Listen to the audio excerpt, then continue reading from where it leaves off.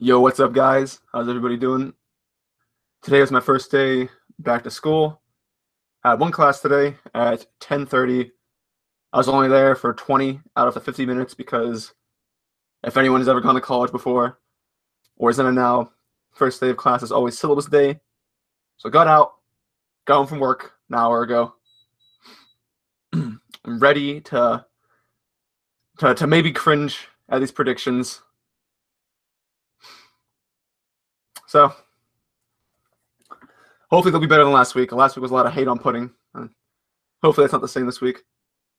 So obviously before I go into everything, we're going to talk for a little bit, and then whenever I feel like a lot of people have joined, we'll go ahead and get to the main event. Oh, you're still at work, Toucan? Respect. I used to listen to Brago streams while I was studying. I think in December. Aside from December and January, I haven't really been really active on listening to Braga streams.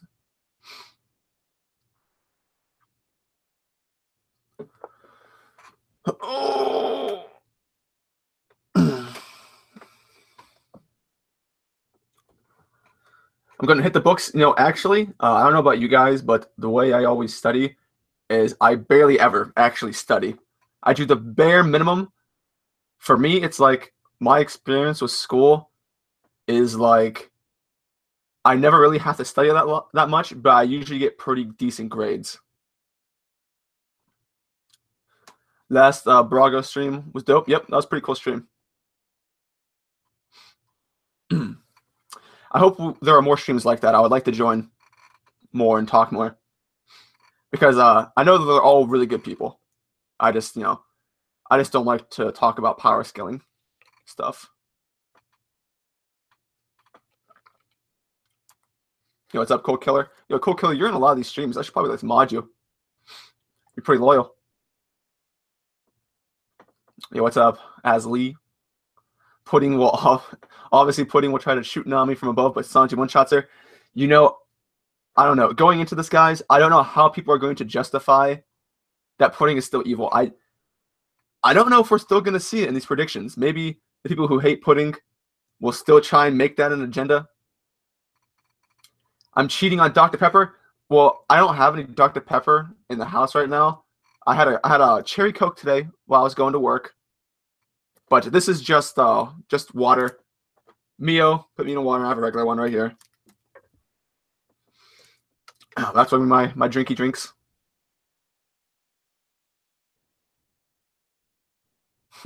Power scaling is cancerous. Yeah, power scaling is like really bad because no one can come to an agreement. It's just like a lot of it has to deal with bias.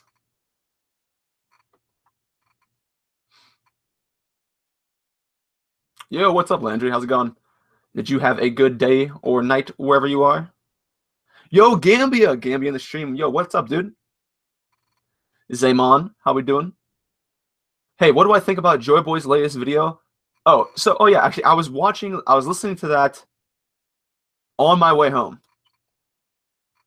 So, less than an hour ago, I listened to it on the way home, and I don't know if you guys know, but there are a few things that me and Joy Boy just like, well, we don't see eye to eye on. Usually, we are pretty much the same person. But for me, I acknowledge that there is a good possibility of the Buster Call happening, but I don't think it's going to happen, and for numerous reasons. But he makes it very convincing. Yo, X Draken. What was that? I don't even know what the thunder was. Was it me kissing the screen? Man, Pudding is a tsundere. What do you think? Well, Pudding's evil side is a tsundere. Or Pudding splits personality. Her other side is about as true to her emotions you can get. Pretty sure he used the wrong translations, but I liked it. I personally don't think it's going to happen, but really want to. Yeah, so one of the things that I noticed while I was on my way home is that I'm not sure what the Viz translation of it was, but Joy Boy used a panel in which this was during Mother Carmel's flashback, and there was the CP9 saying, Big Mom's more dangerous than CP9, and Joy Boy used that to justify the notion that perhaps the people would want to capture Big Mom. But in the John Mini's translation of that chapter, the dialogue went something like, CP9 reports that this person is very dangerous, not more dangerous than CP9. So there's actually kind of a difference whenever you're talking about it. Then again, like for instance, Joy Boy has become a little bit more convinced than I am about just the title Buster Call of that chapter. Me and him disagree on that point because I also don't think it's necessary for a Buster Call to occur. But the way Joy Boy presents this, it would seem like an opportunity due to the what is it? The Dendamushis, the snail Dendamushis, trackers underwater. I feel like that could play a double role for people that are already within the arc, perhaps maybe Germa. But it does make sense for a Buster Call to happen. Although I feel like I've seen a lot of people debate who actually gives the authority for a Buster Call, because CP9 never had the authority to call a Buster Call until it was sanctioned by someone like Aokiji. So I'm not sure, because CP9 or CP0 is actually different from like the standard rule government hierarchy. And also, I do think there's a way you can interpret like the meaning of some of Slussy's words as she was going for the Tamate Bako box. Like, for me, it was kind of ambiguous, where it seemed like she didn't actually really care about causing the downfall of Big Mom. Like, the dialogue was something like, well, if Big Mom actually fell down during all this, that would be big news, or something along those lines, which didn't really give me the impression that she was going to initiate a Buster Call. And Joe made a point in his video about how Marines are always patrolling the Yonko territories, but just having a few other ships doesn't necessarily make it a Buster Call. The true strength of a Buster Call comes from the number of battleships plus vice admirals aboard them. I'm not sure if that would have the same threat. Although it would be a neat way to power scale Big Mom, because obviously she would win in a confrontation between a Buster Call.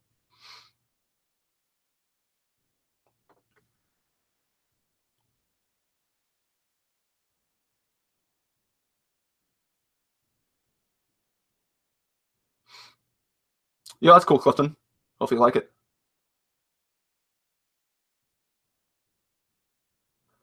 Theory on Luffy getting captured this arc or another arc, or when will the strats get to that top tier level? So I'm not sure how frequently you have joined the stream, but I personally believe that if Luffy were to be captured, again, it wouldn't be by the Marines. It would be by another pirate group, potentially Blackbeard. Because I don't know if you've seen Joy Boy's previous videos, but he made a point in one of his previous videos about how One Piece is, very cyclical in nature. It's like a circle. Pre-time skip is basically repeating itself in the post-time skip. You would imagine there would be kind of another situation where someone gets captured. It would also parallel nicely, I think, if Blackbeard somehow captured Luffy, due to the fact that Blackbeard's original target to capture before Ace was Luffy until Ace got in the way.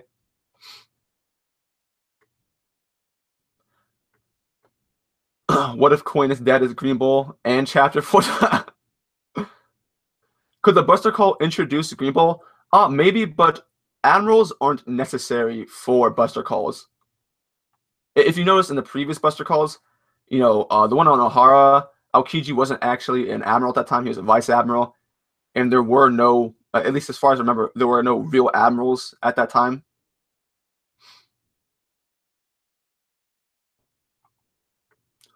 You kind of agree with Joy Boy on the Buster Calls, but honestly, I don't think it's going to happen. It makes a lot of sense. Yeah, I agree that, I've told Joy Boy that I agree that a Buster Call does make sense, but I just don't think that it's going to happen. I don't think it's necessary.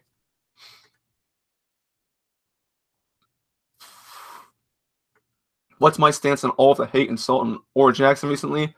Been making me stay away more than usual. So I guess it depends on where you read on Oro Jackson, because for me, the most annoying parts of Oro Jackson come from spoiler discussions and the chapter threads. Aside from that, it's all kind of like meh. But you'll see a lot of stupid shit in these spoiler threads, simply because people will jump to conclusions without context. Like, they don't care about context. If they want to bitch about something, they will bitch about it like that. And that's what gets annoying, because it happens every week. Yo, Remy, what's up, dude? Let's see. Rumbar says, I believe Killer will have a role in Wano. Kid is with Kaido and Killer isn't. Maybe Killer will team up with the Straw Hats to defeat Kaido and rescue Kid. Maybe he even has connections with Wano. Well, I think if anything that, Kid will probably be freed before Kaido gets taken down.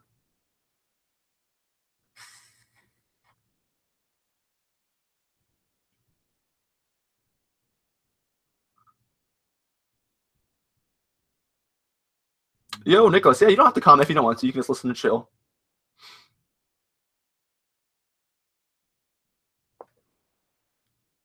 Will Germa have any other role in this arc? Yeah, definitely. For sure. It's just going to be like how Pudding seemingly kind of fell out of the plot for a while, and now she's like the focus of it. She was the main initiator. Same with me, Gemma. Holy guacamole! 5 big ones from Gura Gura no Miguel. Thoughts on Straw Hats escaping underwater? I made a theory vid on Straw Hats escaping in a bubble using a bubbly coral with a fishman. If you can check out my vid. I will check out my vid. I will check out, not my vid, I will check out your vid, sure. No problem. Just link it or whatever. And I'll watch it for sure. Now, do I think the sharks will escape underwater? I've seen this idea before floating around. And, I think one of my main problems is that you addressed it simply with the bubbly coral, but I'm not sure if using a bubbly coral is the same as coding a ship. Because that was made out to be, at least pre-time skip, and post-time skip to be something that would take multiple days to achieve. It was like an arduous process to code a ship.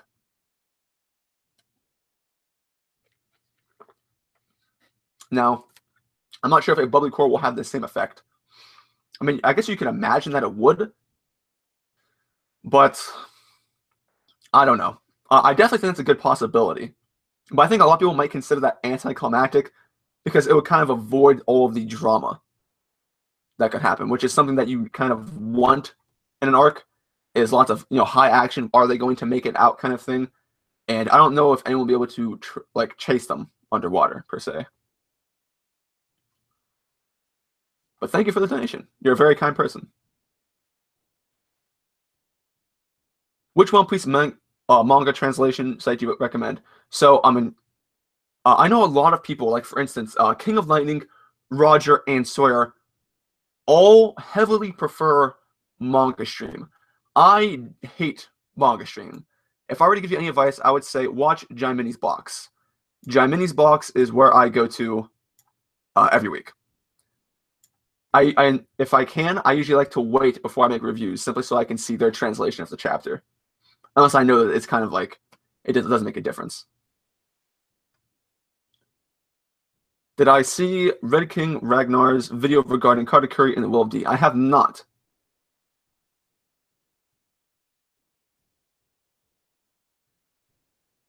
Do you think the Fishman will come back to help Jinbei? Yep. Yepers.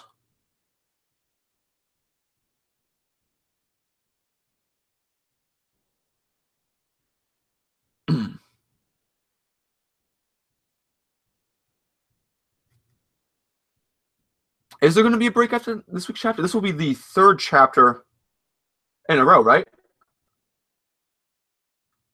The 3rd chapter in a row, so usually it's after the 4th chapter that we get a break. I think there's going to be another one after this week, and then there's going to be a break.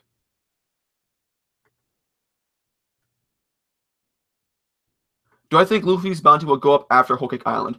I'm kind of 50-50 on it because I'm not. That all depends on what is the interlude between the Straw Hats going from Whole Cake Island to Wano, and what does Big News Morgans do in that time span? Because he's going to be the only person that actually makes a difference.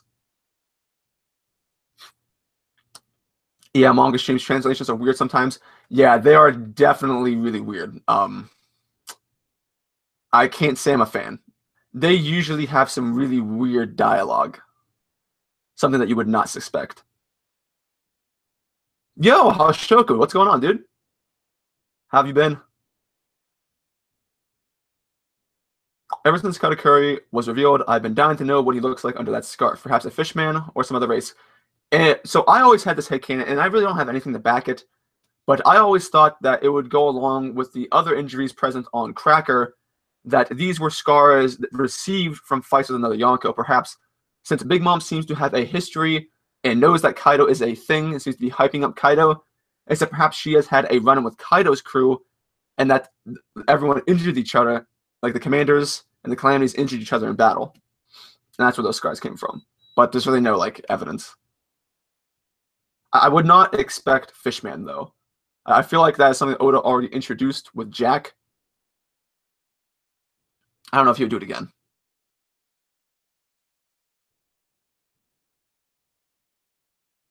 Let's see. In your opinion, it's better to read One Piece on several different sites for a better overall translation. Yeah, because reading on different sites also gives you an idea of, what the sites are actually made of. Because if you see huge differences, you're going to be like, I see what they're doing. Sebastian Mackin. Hey, Dritz Senpai. Hey. Do you think Frankie will reveal any more new technology we haven't seen yet? Yeah, for sure. I mean, he said he was going to make something for Kaido. So I know there's been a lot of debate on what that could actually be, and no one really seems to have a good idea. And yeah, I saw your quote before, Gira. So I admit it's a good possibility, but I feel like it would be it'd be a little weird for the story. Do I think Jinbe will die? No. So it's something that I don't know. I heavily disagree with King of Lightning on his in the previous stream with Brock or whatever. Is that King of Lightning seems to think that both Pedro and Jinbe are for sure going to die, and you guys should know by now that my view on Death in One Piece is vastly different than a lot of other people's views on One Piece. I like to look at the text and basically use that as for fact. And I don't think Jinbei is going to die. Oda has basically already stated that Jinbei is a Straw Hat. I don't think Jinbei is going to die here at all. Jinbei may be in a really tough situation, and maybe he will appear to die, but he will be alive at the end.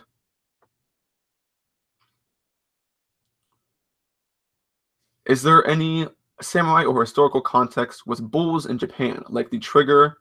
Oh, like the trigger, like the tiger and the dragon. I'm not like completely unknowledgeable about Japan, but I can't remember anything about bulls. Not off the top of my head, at least.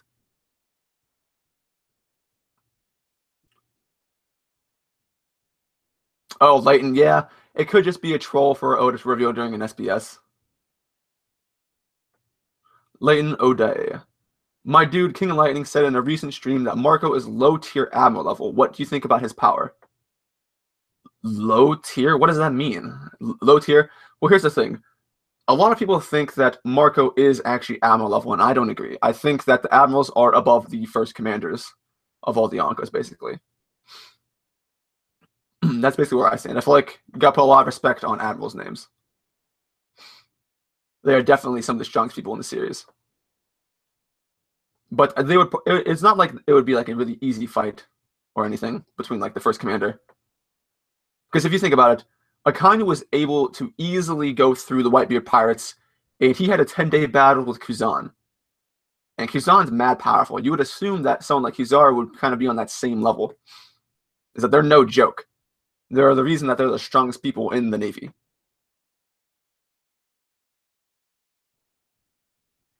The only person you see dying is Sparrow. See, I don't think anyone's really going to die. At least permanently. Kind of put it that way. Which island would I want to visit more in One Piece? Oh, Drum Island would be sick, but I don't really like the cold.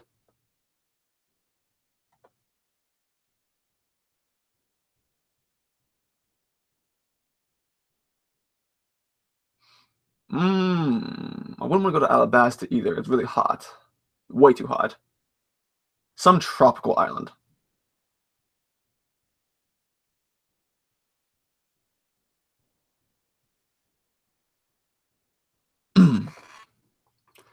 I kind of didn't go through all the Whitebeard Pirates. He just fought off panel for 7 pages against a bunch of people speaker hockey. No, I mean it basically implied that he was able to manhandle through the entire people that were resisting him. And I believe there was also an attack that he completely destroyed Marco with like the magma was a magma dragon thing or whatever. Either way, I don't think that they're comparable in the sense that they're equals. Do I think the Admirals are equal to the Yonkos? I don't think so. Well, this is like an age-old question where it's like they're certainly not so far below them that it's like an easy W.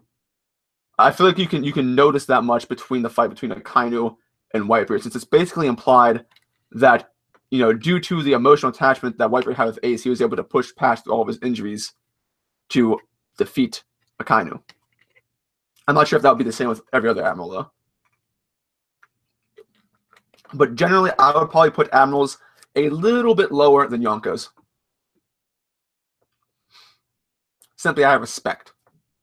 You don't fuck with a Yonko, baby.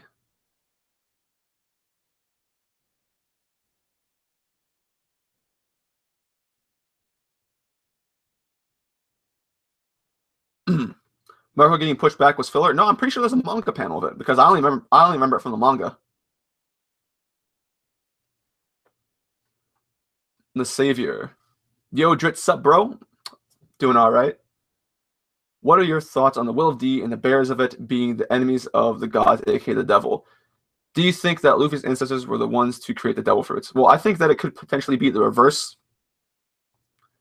How celestial dragons of, you know, portray themselves as like the actual gods and like the D's as demons, where it could actually be reversed, where they're the actual demons. And like the Ancient Kingdom are like the gods or the good people. But either way, I do think, and this depends and varies between person to person, but I'm not sure if there were devil fruits before the Void Century.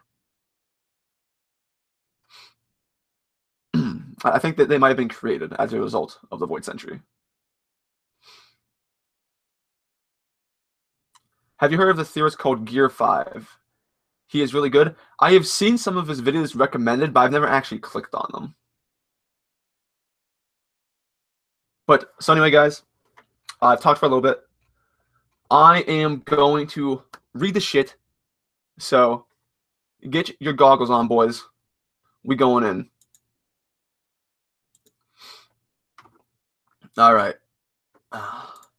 Let's do the screen share, Kun. All right, let's see.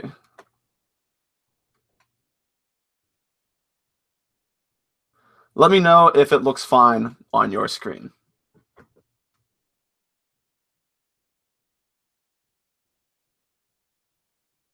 Everything big enough?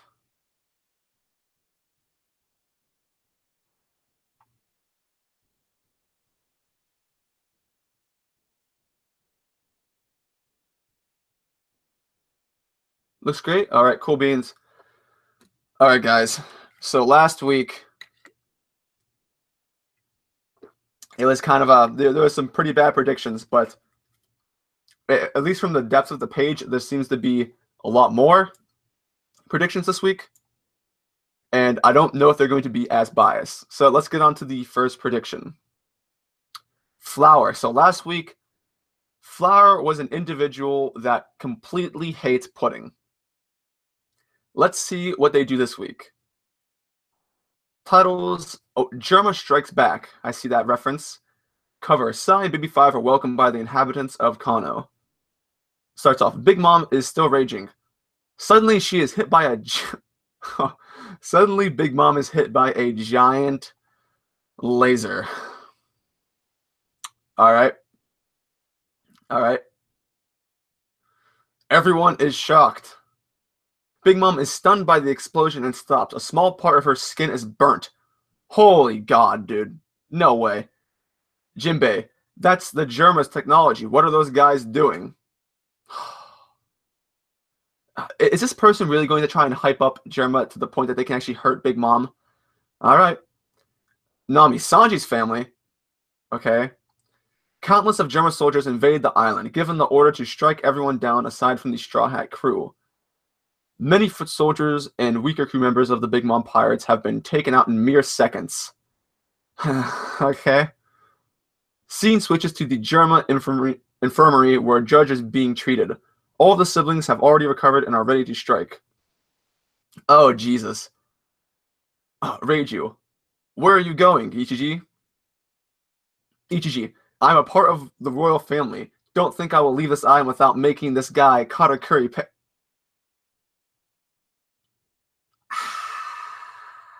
If I don't defeat him, then I'm not worthy of being a prince. I don't even know if I need to point out that. So, in the chapter that Ichiji punched Katakuri, Katakuri was able to one-shot Ichiji without even moving a step. So I'm not sure if what this says about Ichiji's actual power level, if Katakuri didn't have to take him seriously to not even move to beat him. But I digress. Let's move forward. Reiju, this guy has the powers of the Mochi Devil Fruit. Take Sea Stone gloves with you. What? Ichiji puts on Sea Stone gloves. Ichiji, yes, I will. First Division, come with me. Soldiers, as you wish. Ichiji leaves. Reiju looks at Judge. Reiju, you jumped in front of us. That amazed me. Now rest and don't worry. I will take care of that situation while you're recovering. We will make the Big Mom pirates pay. Okay, Judge is apparently awake. Judge coughing. Yes, listen to me. That woman, Big Mom, is no ordinary human. She has very tough skin. Okay, yeah, fucking obvious.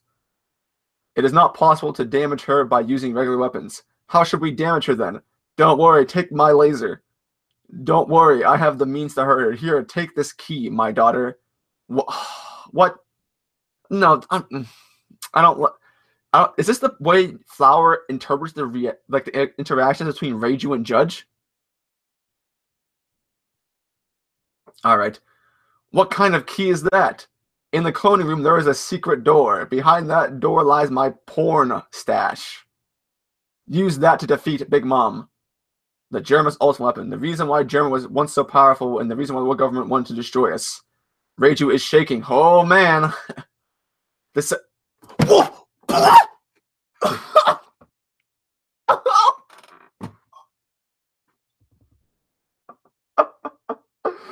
The sacred treasure of the Germa Empire, the ancient weapon Uranus. Oh, shock. To be continued. Oh my god. Yo, X-Jack, and thanks for the 5 big ones, my boy. Jesus Christ. Alright, guys. I'm not sure if this was way more out of reach than Flower's last prediction of the chapter.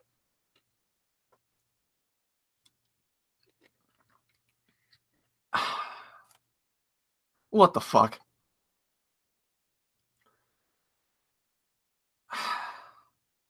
Oh yeah, Hashiraka, yeah, apparently these guys are Sweet Commander level.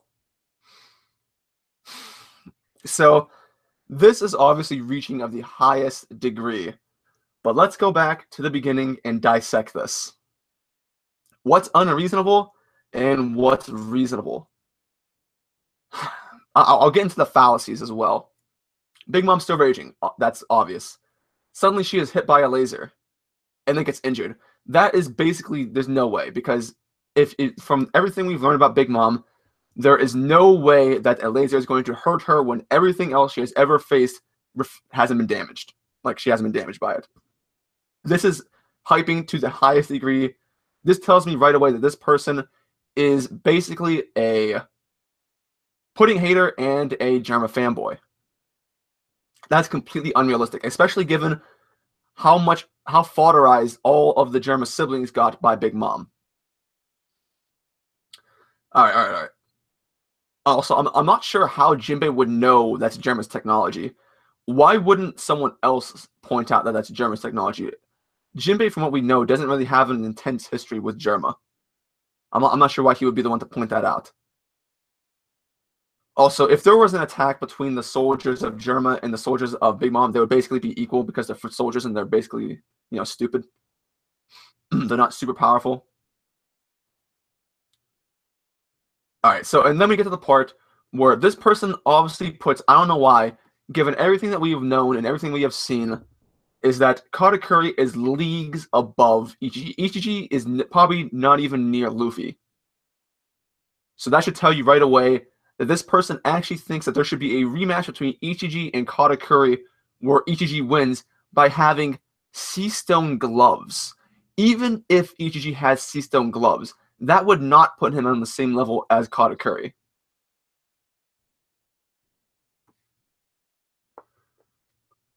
So, I mean, this is like, there's just too many things to take into consideration.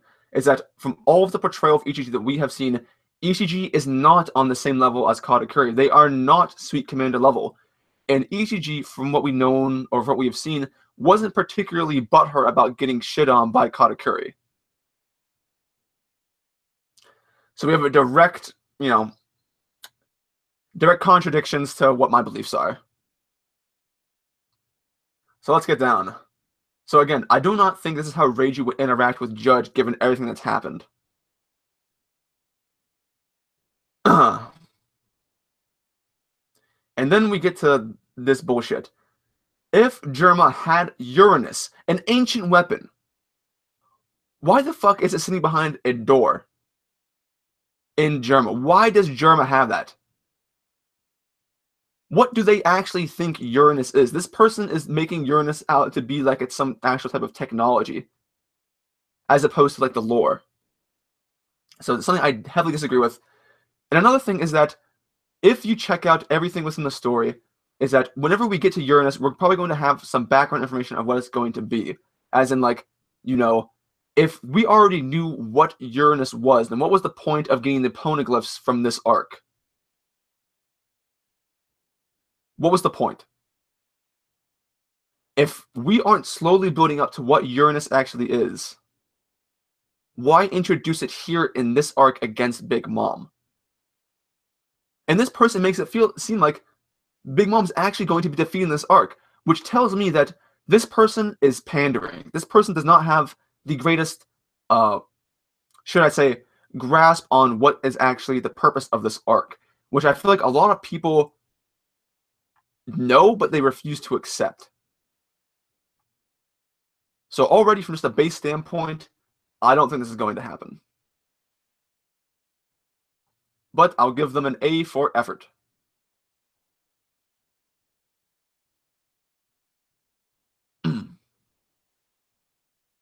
It's called Zero. Yeah, Ichiji probably isn't even the same level as Sanji. So this person is an Ichiji fanboy. If this was Sawyer at the beginning of Whole Cake Island, Sawyer and this person would go along well. You know what Uranus might be, guys? Is that there's a laser. Maybe this was Uranus shooting the laser because it's a freaking shark with a laser beam attached to its freaking head. All right. Let's go on to the next prediction. And it's our very own Rumbar. I hope Rumbar isn't trolling. I'll get a drink of water and then we'll read.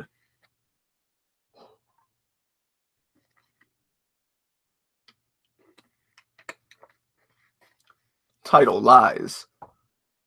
Cover story. Sai and Baby 5 arrive in Kano. So if I feel like almost every single cover story is going to be Sai and Baby 5 arrive someplace or something about marriages. So let's get it off. Straw Hats keep following Chiffon and putting to the shore. I kind of actually... This is a little bit debatable. All the homies are not paying attention and not obeying Mom. It's dialogue here. Damn you, Pudding, what have you done? Straw Hats arrive at the shore. Chiffon says, now it's up to you, Luffy. We will head to Chocolate Town. Alright. Straw Hats rush to the Sunny while Brook and Chopper are fighting Perospero. Katakuri gets ready to fight. He gets the lube. Just as the Straw Hats get ready to get on the Sunny and fight Katakuri, Big Mom catches up to them. She looks around and sees Perospero and asks, where is the cake you told me the Straw Hats have, Perospero? Okay, so this is basically... Okay, yeah. So Perospero says, Mama, I can't... Luffy interrupts. We don't have any wedding cake, damn it. Big Mom gets furious and yells, so now my family has also gone against me. You all pay for this, especially you, Perospero, for lying to your own mama. Katakuri says, shit, man. She's against us now, dog. Somebody hurry up and stop this shit, man. We gotta get the fuck away from this bitch, baby. Brook and Chopper go do that, while the rest of the Straw Hats jump in the Sunny. They look madly at Katakuri. He says, look, dog, I hate you to death, y'all, Straw Hat, you know what I'm saying? But we don't want to get our heads chopped up. We gotta get out of here, man. We see Big Mom leashing an attack, chapter end.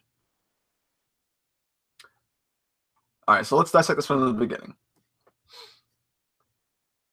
So, I mentioned this before, but the way it is shown is that basically Sanji has already departed from the Straw Hats, and that he has already, quote-unquote, and Luffy has left it up to each other to do what they need to do. So they're already flying past the Sunny. So I'm not sure if there's any reason to believe that the shots are actually following Chiffon and putting to the shore directly like this. But I suppose you may be able to allude to that, simply from the fact that Chiffon and Pudding made a path. So there's not necessarily the same thing. But I think that's actually debatable. But I like it. You know, Big Mom says, "Damn you, Pudding, what have you done?" Okay, that's totally reasonable. Yep. All right, let's get to the point. Everything else seems reasonable. Katakuri gets ready to fight. Yep. Agree with that. Just as the Struts get ready to fight, Big Mom catches up to him. Totally plausible. Yep, that could happen. She looks around and sees Perospero. So the idea that Big Mom is going to get mad as soon as she sees Perospero, I'm not sure if that's actually going to happen. The only way that happen is if the way Rumbar puts it right here is that if Luffy says we don't have any damn wedding cake, so that could happen. This is a reasonable situation that could happen within the manga. Do I see it happening next chapter? Not necessarily, but definitely an outcome. So, sure. Not sure if Big Mom in her rage state is going to lament that her family is betraying her. Also not positive. So the ending, I'm not sure about this ending because the way I envision is that Katakuri, at least from all we have seen, has been alluded to wanting to stop Luffy. And it would seem weird that he would now, with Perospero, join the Straw Hats and gain the fuck out of there.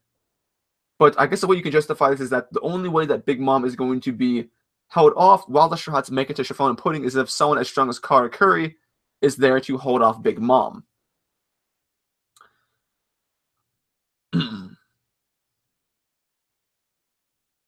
But, so it's not impossible. Plausible. Out of the two from the beginning, this is obviously way more likely than Uranus and Giant Lasers. So, good job, Rumbar. Oh, this is 4 lines. We got Guwap.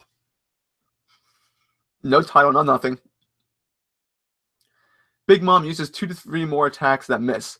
Katakuri watches as the Straw Hats take the shit back. A couple of panels of Sanji putting in Chiffon going to bake the cake. The end. You know what? This isn't that bad. It's being vague as humanly possible. This is not that bad. Because I could totally see Katakuri watching everyone take the shit back that isn't Luffy. I could actually see that happening. Big Mom uses 2 or 3 more attacks that miss. No, you could probably debate the amount of attacks, but this obviously seems likely. Big Mom will probably use a few attacks that miss.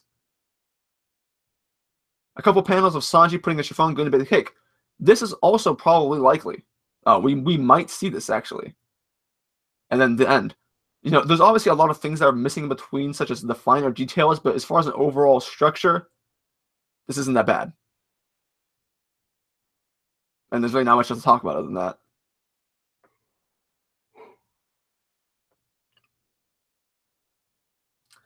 So we got name is this avatar is pretty sick. Name is C. Title Decision. And the cover Sai and his companions see their home island. Cool. Cooking trio. Oh, that's what he's calling it. Okay. Chiffon, Sanji, and Pudding arrive at the cake construction site. Then the scene switches to the Straw Hats. Continue after reading SH. Is there... Oh, okay. So I guess he separated the scenes down here. All right.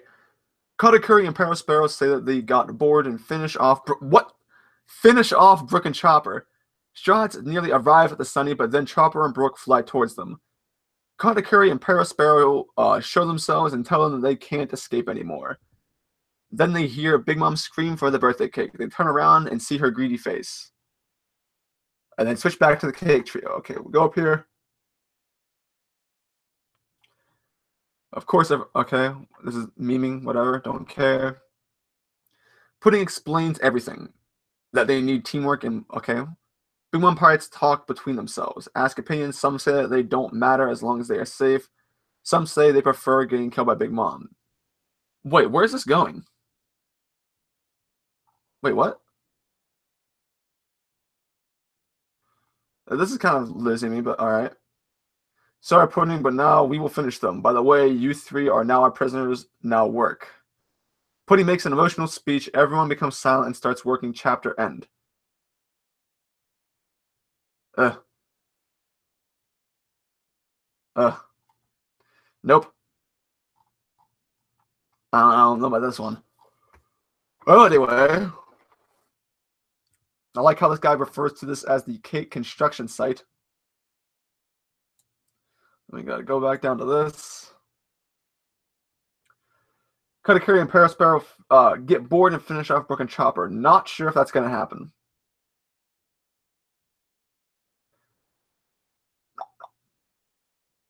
Strauss nearly arrive at the Sunny, but then Chopper and Brook fly towards them.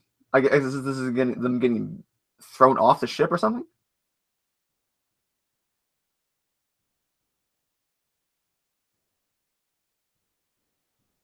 Mm. So okay, this scene isn't impossible. So I'll give him props for that. Now, where I'm getting lost is the second part right here, where Chiffon, Sanji, and Pudding arrive at the cake construction site, and basically they are confronted by the Big Mom pirates, who then basically force them into making the cake, which doesn't make any sense to me.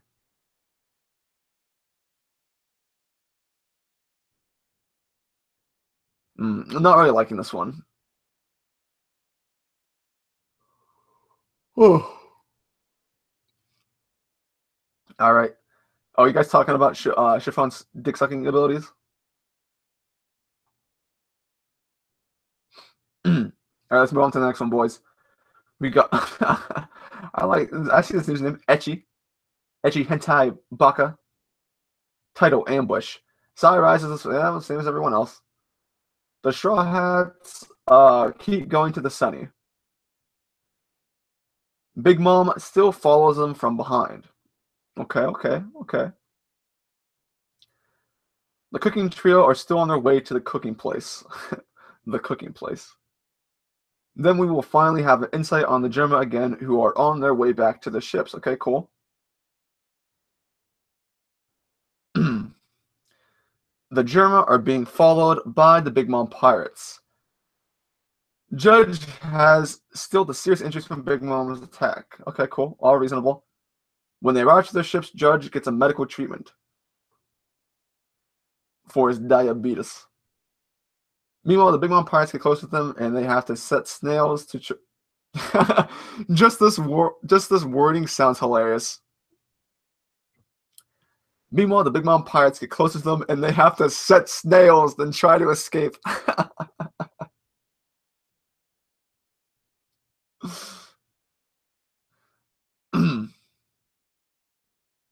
Back to the Sunny. Luffy and the others finally arrive to their ship. They see the weakened Chopper and Brook, who are fighting against infinite chess soldiers. Then, hopefully this time, this person adds, Katakuri appears and attacks Luffy with a critical attack. Chapter ends. Not bad. Not bad. I feel like they spent a little too long talking about the Germa here. I feel like they could have summarized this way quicker than what they did.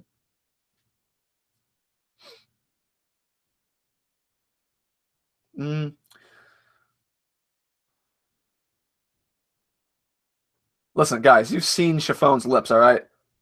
People thought that Reiju had good dick-sucking lips, but look at fucking Chiffon and Lola, man. That's where it's at. This one isn't bad, but what I actually think is kind of spicy is that this guy says that this person attacks Luffy with a critical attack. Now, what does that mean? Does this mean that Luffy actually gets hit by and is seriously injured, or it's a really strong attack aimed at Luffy?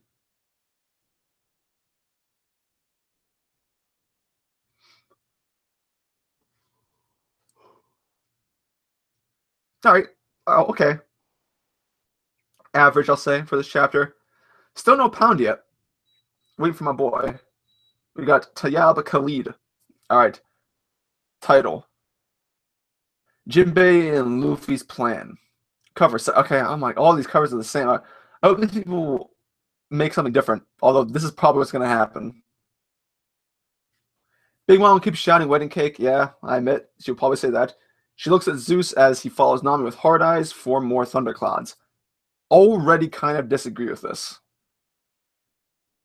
Luffy tells Big Mom that they didn't take the cake as he and the rest continue running for the Sunny.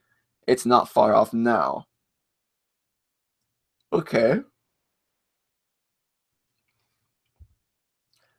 Chopper managed to break the mirror from Nami's room. Yay, Chopper! Well, Whoa, what? While Brook fought off Katakuri. Holy shit, my boys. Brook, #1 Monster Trio member, fighting off Katakuri. Now that is something. Woo, baby. All right. Chopper goes off to assist Brook in fighting Katakuri, who's already covered in mochi. He doesn't waste time, and Chopper meets the same fate. All right, okay. So this person says fought off Katakuri, but then in the next thing, Chopper is the one that gets defeated and not Brook. But he says meets the same fate. All right. Sanji and company are on the carpet, flying towards Chocolate Town. He asks nervously about when they will arrive. Why would Sanji ask nervously about that? And he says that time is running out. Chiffon says, not long now. We should see the city anytime soon. Meanwhile, Pudding is going from good and evil, mocking, and then suddenly being all bubbly and kind to Sanji. Okay, cool. Luffy is seeing Sunny ahead, and he already knows Katakuri a while ago. He says himself as I... Ooh, this is some weird dialogue. Okay. They didn't die in that bolt of lightning, Katakuri asks of the soldiers to prepare... Oof, what happened to this wording? Okay. As the crew is running, a angry Big Mom is on their tail and is close to them. Katakuri sees this and looks nervous. Luffy uses the rocket to fling himself towards the ship. Katakuri attacks him with a kick, which Luffy barely blocks with his haki. The rest of the crew is already on the ship. Big Mom is closing in. Oh, and then a Parasparrow confrontation. Okay, this is actually kind of hard to read towards this ending part. I'm not sure what happened here. But I would need some more clarification on this Brook holding off Katakuri business. Because Katakuri didn't give a shit. So, not sure what's going to happen there. Also, from the last chapter, we saw that Zeus wasn't actually still following Nami. He was basically with Big Mom and Prometheus, and he was basically defending himself and justifying, oh, it tasted so good.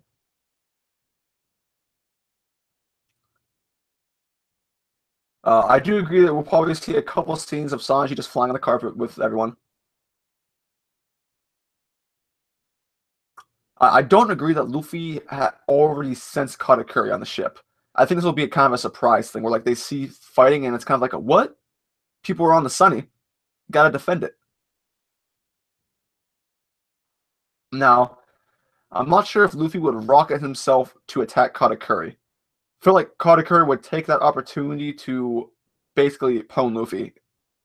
But I do think there might be a clash between Luffy and Katakuri. Not sure what would be the outcome, though. And I'm still a bit iffy on this Big Mom and Parasparrow thing. But overall, it's alright.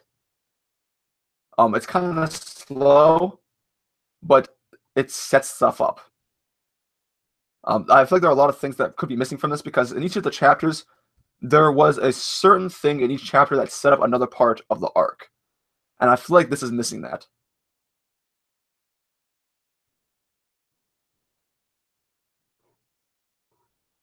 I'm yawning a lot, guys. Stop making me yawn, you stupid shit. Oh, oh. All right, let's go. We got Neptune Jr. here. Oh, look, dude, look at that. That's a pretty sick avatar. With the Harley Quinn pudding. That's sick. All right, let's see. Katakuri pulls out his trident. Enough games. Katakuri spears. Katakuri spear. What? Katakuri spears Chopper on the end of his trident. Did this person just low-key say that Katakuri killed Chopper? Oh, jeez Louise. What? All right. Brook gets upset. That to be putting it kindly. Brook gets upset and tries to attack Katakuri, but because he can see the future and a straight-up boss, he counters and captures Brook. Flashback? Okay.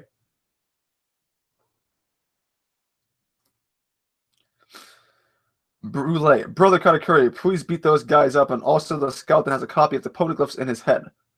Katakuri confiscates the poneglyph copies from Brook. Okay, cool. At that moment, Luffy and the others arrive, and Jinbei jumps into the water and washes Katakuri off the boat. Okay. But wait, there's more. Katakuri saw the future and stopped Jinbei by mochiing him. See that word usage? Mochiing him up before he can jump into the water. Luffy and Katakuri lock eyes, and the sexy sax plays. Scene switches to Germa. Ichiji, Niji, and Yonji and the clone soldiers are fighting off the Big Mom pirates. Smoothie shows up to help the Big Mom pirates invade Germa. Oh, that sounds like they're fucked then. Inside the infirmary, Reiju, Sanji is baking Big Mom a cake? How does she know that? Wait, what? Am I missing something? How did they know this already? Reiju, I underestimated his kindness. What? Wait, whoa. What? Okay, I thought this would be kind of like an evil thing, but no, it's not. I underestimated his kindness once again. He really is. Sanji really is a great mom. He really is great. Mom will be proud. Judge is being treated for his injuries. His eyebrows aren't swirly. This person doesn't like that idea. Germa soldier. I've never seen His Majesty without his helmet. I thought that he would have those weird eyebrows like his kids. Germa soldier number 2. There's a legend behind the eyebrows. Have you ever heard the mark of the devil? That seems kind of anticlimactic. Alright. Okay. Lots of weird things in this chapter. Okay. This person doesn't even say, I guess, no special surprise for Judge, even though he's had the helmet on this entire time. Okay. Well, definitely don't see Chopper getting speared with with his trident. Don't agree with that. I do like the idea this person has of incorporating Brule telling Katakuri about the poneglyphs and then Katakuri confiscating them, because that would be a nice way for Luffy to somehow get them back, which they haven't said yet, but that would be pretty sweet. So I like where that's going. And this whole Germa thing. This person doesn't point out how Reiju finds out that Sanji is baking the cake. We kind of need that information, but it's not given. And then the mark of the devil. Not personally a fan, is all I'll say about that.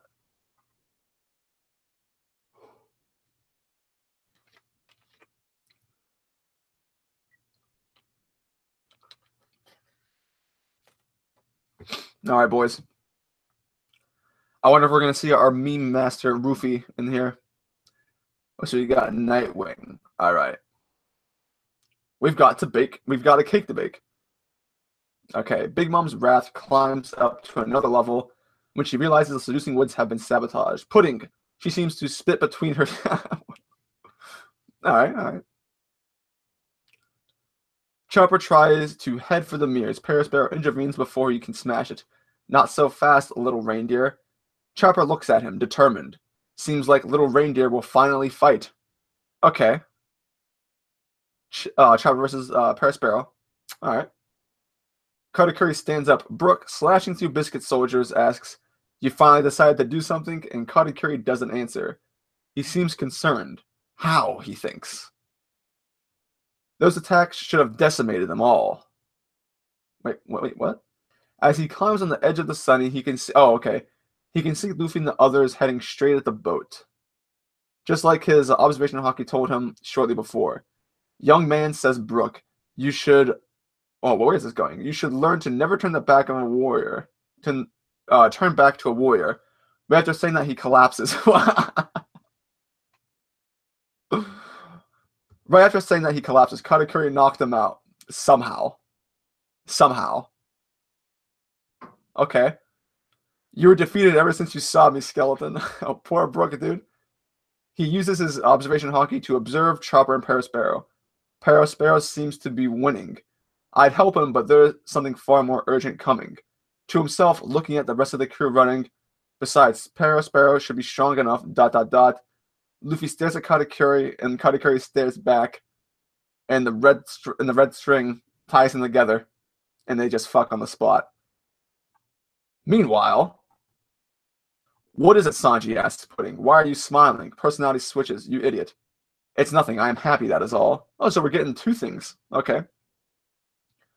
All this time, I carried the burden of feeling like I needed to help the others at all costs, even if that meant sacrificing my life. The truth is, I didn't consider my life as that important, but you proved me wrong, Luffy, on 2 points. My life matters, and I don't always have to do the saving.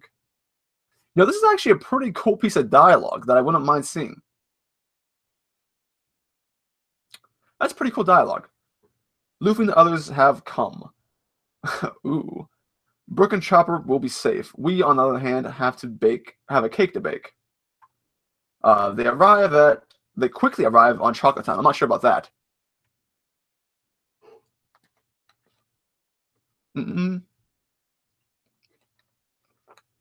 Pudding is cooperating with the enemy, says a few Big Mom pirates. Is she an enemy? Pudding begins to use her Devil Fruit abilities, but Sanji stops her. I'll take of them. I'm assuming that's going to be, I'll take care of them. A few kicks in and all the soldiers are down. Chiffon tells to herself, how strong? Could such a warrior also be an excellent cook? That's kind of like a parallel to Enies Lobby kind of thing. They open the door leading to the kitchen. Beautiful panels showing both Pudding, Chiffon, and Sanji and the rest of the kitchen. Pudding and Sanji are smiling. They both love cooking after all. Let's get to it then, says Pudding. Oh, holy crap. This chapter has a shit ton of stuff. What the hell? Meanwhile, Drummer 66. Are we going to flee, father? Asks Yonji. Judge curses. Close up to his face, no mask, so it could be a reveal of sorts. Oh, this person doesn't say what it is. Does the Germa flee? Assemble everyone, Ichiji. We're gonna do it. Launch Operation Blitzkrieg. All right. So, major thing with this person's chapter. Way too much shit happening in one chapter. Not gonna happen. Oda likes to set things up slowly. There's no way all this is going to happen in one chapter in the way this person depicts it.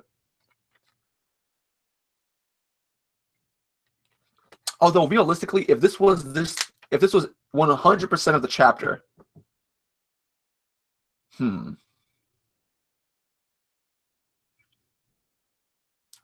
maybe all this could happen. All right, potentially this could all happen. All right. If this was 100% of the chapter, this could happen. Maybe this will be like a few pages. We'll see. So overall, this chapter prediction isn't bad, but I don't think we're going to see it happen, especially Operation Blitzkrieg. I do think we will see some conversation between Pudding, Sanji, and them. I don't know if they're going to arrive at Chocolate Town that quick, since they're supposed to take a day by traveling by ship. So it'll at least take a few hours by air, maybe.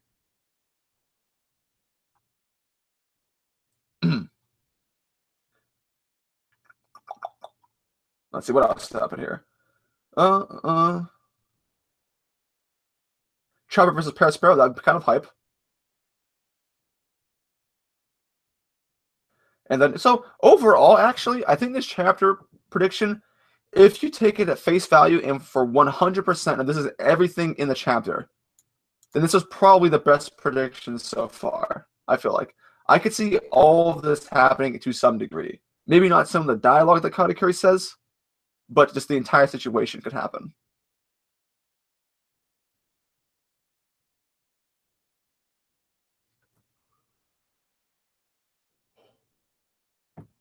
All right, okay, not bad.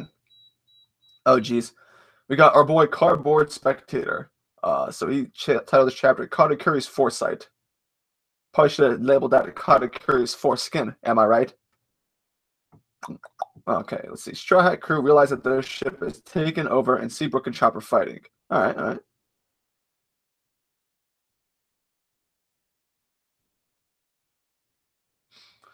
Let's see. Katakuri realizes that Pudding has betrayed them and calls for high alert.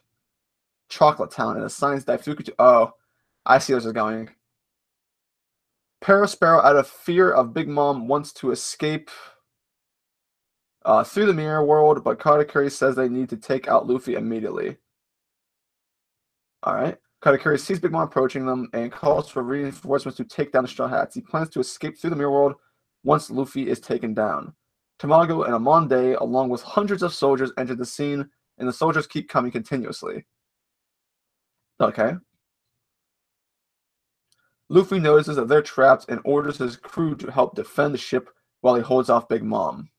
No, that would be sick. Crew tries to refuse, but he uses his captain's authority and forces them to. Okay. I'm pretty sure this person is a Luffy is stronger than Big Mom enthusiast, so I kind of see where this is going. Katakuri heads for Luffy, but is intercepted by Jinbei. Brook tells Nami that the soldiers are coming through the mirror world and that she needs to destroy her mirror. This is a lot happening. She manages to slip past the enemies and destroys the mirror, taking out just taking out Brilla, who came to intercept her in the process. Luffy enters Gear 4 and clashes with Big Mom, who has both Prometheus and Zeus with her.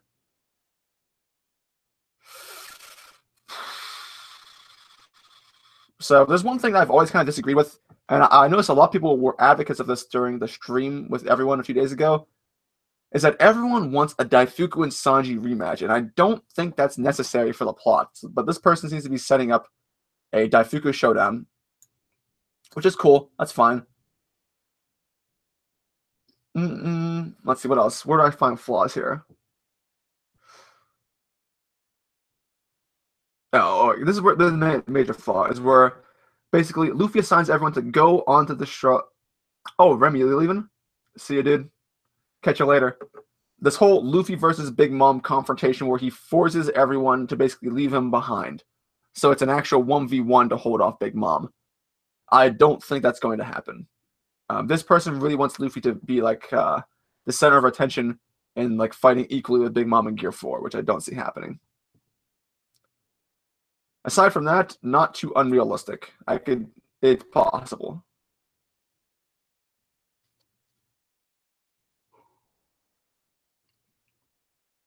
Holy crap, we got a lot of ones.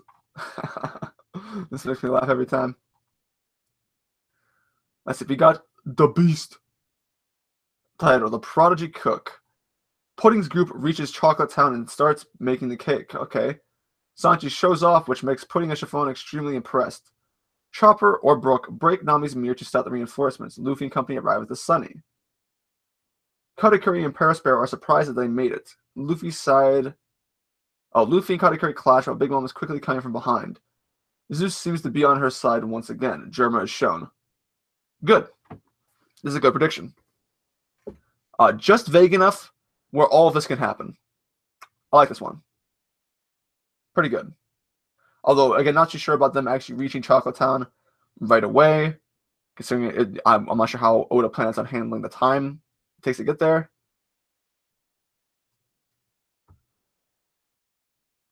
Chopper or Brook break Nami's mirror. Okay. Seems reasonable. Oh, okay. This is not impossible. It's all right. It's solid. But, we got Pudding hater number 2 over here at Lasana.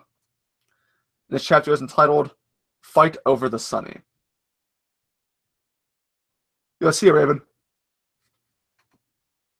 Hope you have a good night. Brook reaches the women's room and wants to destroy the mirror, but then he saw the cover where Nami's panties could... Already. Not liking this. He wanted to look at it, but as the new soldier comes out of the mirror, and Chopper kicked him back and destroyed the mirror afterwards. Okay. Chopper asks what they should do now. Brook says they should get rid of Perisphere and Katakuri with a coup de burst, but Chopper said that the others aren't there yet. Brook says they should have faith and they should go activate the Sunny. I don't know about that. Brook saw Perospero, who realizes that the mirror is destroyed. Perospero says that it was not clever of Brook since he is now in charge. Since now he in charge of Fight Brook now. Wait, what? Okay. Brook gets ready. Chopper runs down the stairs where they are, and he tries to start the coup de burst with the 3 barrels of cola.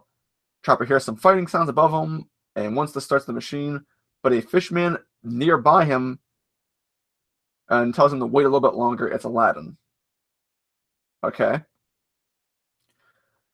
Meanwhile, Luffy and company arrive at the Sunny as they hear the sound of the coup de burst being ready. Luffy says they should run faster. As they arrive, the coup de burst starts and the Sunny flies. Katakuri is surprised that a ship could fly, and Luffy and Jinbei want to fight him. Jinbei said he will fight Katakuri. Drama 6. Reiju is concerned about what Sanji was doing and saw that Ichiji leaves the ship without Judge's knowledge. Bam. Okay. I don't know. I do not see a coup de burst happening. So I guess that's my major disagreement with this. Don't see coup de burst happening. Kind of goes against the plan that this was to lure Big Mom into the middle of the sea, and a coup de burst would not enable that to happen. So already flaws.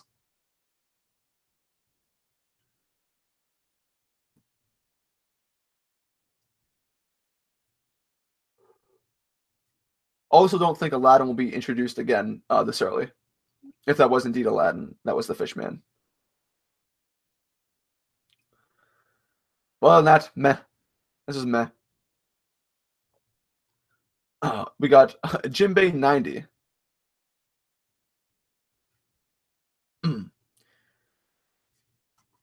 Hey, Gur. Hey.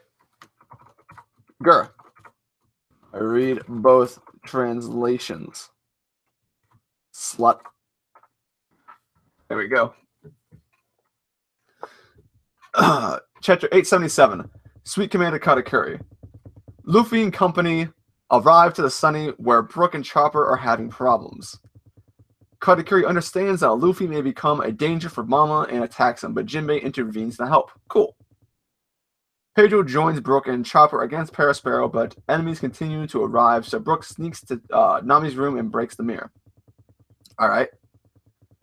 Suddenly, Perospero falls because he can't breathe. Wait a minute, what? Oh, Caesar uses his power to remove the oxygen.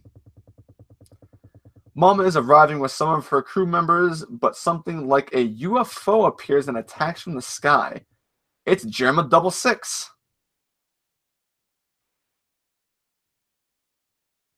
UFO, huh? I guess that means I can play the X-Files music whenever that happens.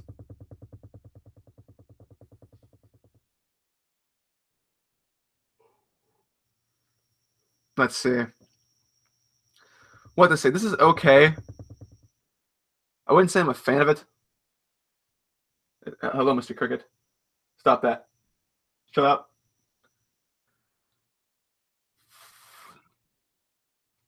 Let's see. Agreed, Broken Chopper could be having problems. Sure, why not, right? I'm not sure if the Straw Hats are going to arrive in time to help Brook and Chopper break the mirror. I think that's kind of alluded to be a Brook and Chopper thing. But that could happen that they arrive and just join the fight. Don't know if Caesar's going to show up this early as well. Especially against Perospero. I guess it could happen. But I wish this guy had put a little more information on how Caesar even got here, or like what the circumstances were behind him. And this UFO thing, this guy shouldn't have labeled it as UFO. It just said like something that flies, using the German technology instead of like UFO. But because people were gonna get the wrong impression from that. But meh, overall. And oh, guys, here it is. Here it is. Rufy. This is our boy right here.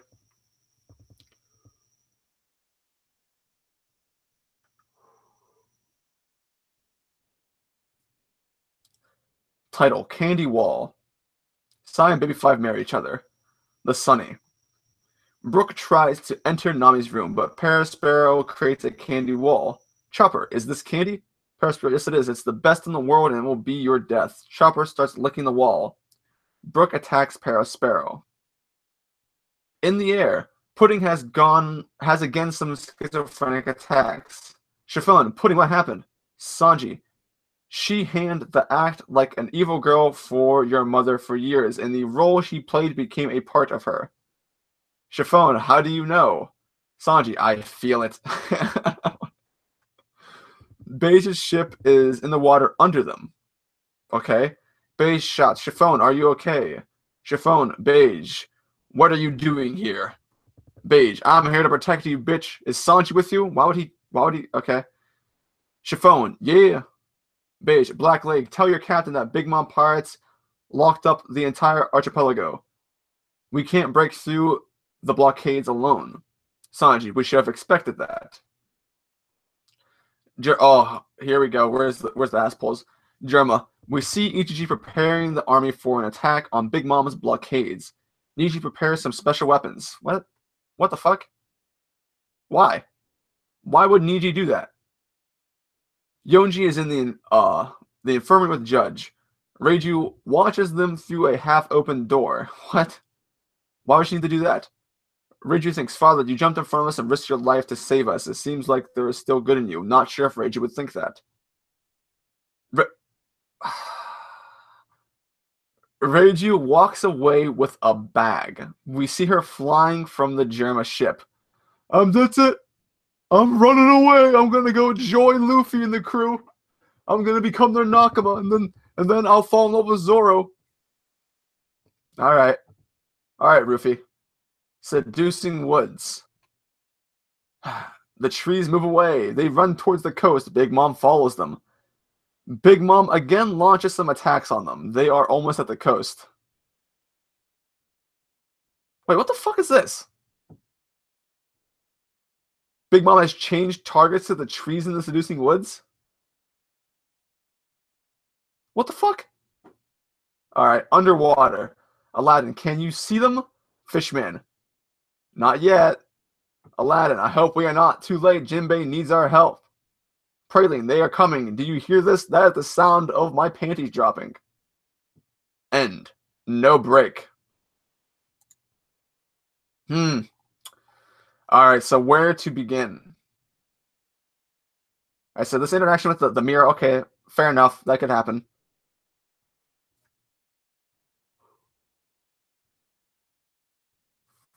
Now, as for this interaction between Pudding and Sanji, I don't know about that. I'm not sure if this will happen in the way that this Ruffy envisions it. The way he sees it. I'm not sure if Beige will be there either. That'd be pretty convenient if Beige is actually just beneath them. Because they shouldn't really be that far away from the Sunny. And where Beige's ship was, it kind of would have been counterintuitive for him to basically sail directly toward the coast that the Straw Hats runs, considering that he had a pretty good vantage point of taking a different path to show up later. So I don't think Beige is going to show up this soon for those reasons.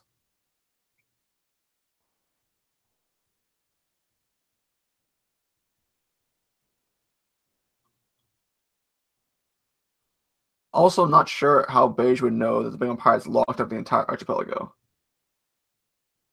I guess this would have to be some exposition that Beige tried to escape some other way, and that's why he came back. Maybe that's what this person trying to reason. And then Germa. This whole Reiju for Nakama thing. No, it's not going to happen.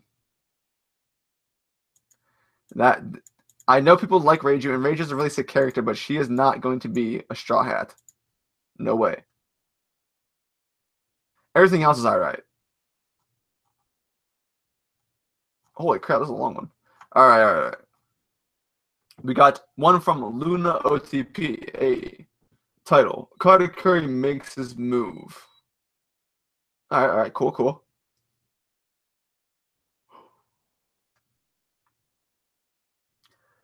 Big Mom continues to chase after Luffy and company, attacking them. Luffy and company continue to run and eventually make it to the shore, but arrive at some of the Big Mom pirates surrounding the ship. Okay, cool. Carrot, Pedro, and Jinbei defeat them easily. Chopper and Brook try to break the mirror, but Katakuri interferes when they get to the door. Katakuri then sees Luffy and company at the shore and a pissed off Big Mom. He uses his Mochi ability to try and capture the Straw Hats. He is successful in capturing Carrot and Pedro, but Jinbei helps them out by using seawater. Okay, cool. Nami begins to create a small rain cloud where she learns he's weak against water. Luffy tries to attack Katakuri, but Big Mom yells again and attacks them. The Straw Hats are now cornered. Ooh, interesting. With Pudding, Sanji, and Chiffon. Okay, the trio continue heading to Chocolate Town. Pudding is complimented again by Sanji and goes to her tsundere yandere every time he talks to her. Yep, realistic. They discuss the ingredients needed for the cake and recipe to make it. They arrive in Chocolate Town in the same chapter, but meet with Daifuku and other members of the Big Mom Pirates. Pudding explains to them why she brought Sanji. Her split personality mode is going to work, okay. And they refuse to believe her, so they attack Sanji. Sanji fights, but is outnumbered. Capone and a few of his men arrive and fight alongside Sanji to help protect Chiffon. Okay, cool. They team once more to fight the Big Mom Pirates and win. Chapter ends, break next week. Not bad. Not bad.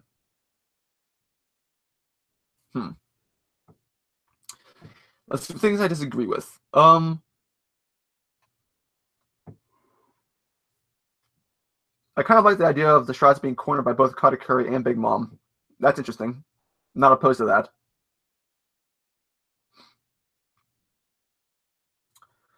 The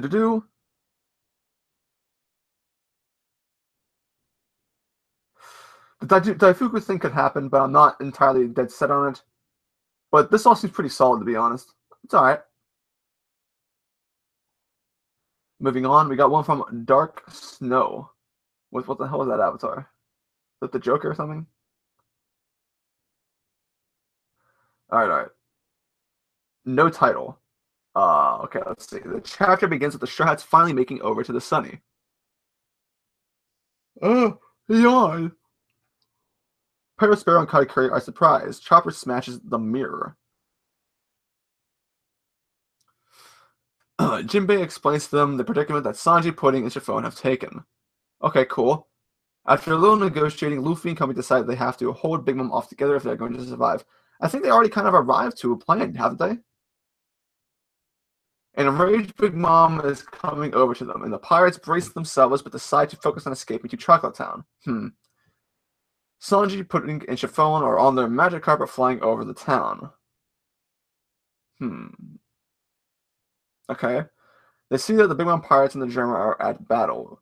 They quickly gather the ingredients and start to bake the cake. Pudding goes into tsundere mode. Or tsundere mode. I think this person combined it to yandere and tsundere. What? Okay. Judge decides to go all... Wait, where'd this come from? Okay, this came from the Germa at battle. Judge decides to go all out from being one-shotted. We finally see the fisherman comes to Strahd's aids. Break next week. Alright. Not bad. There's a little confusion here because Luffy basically already knows the plan.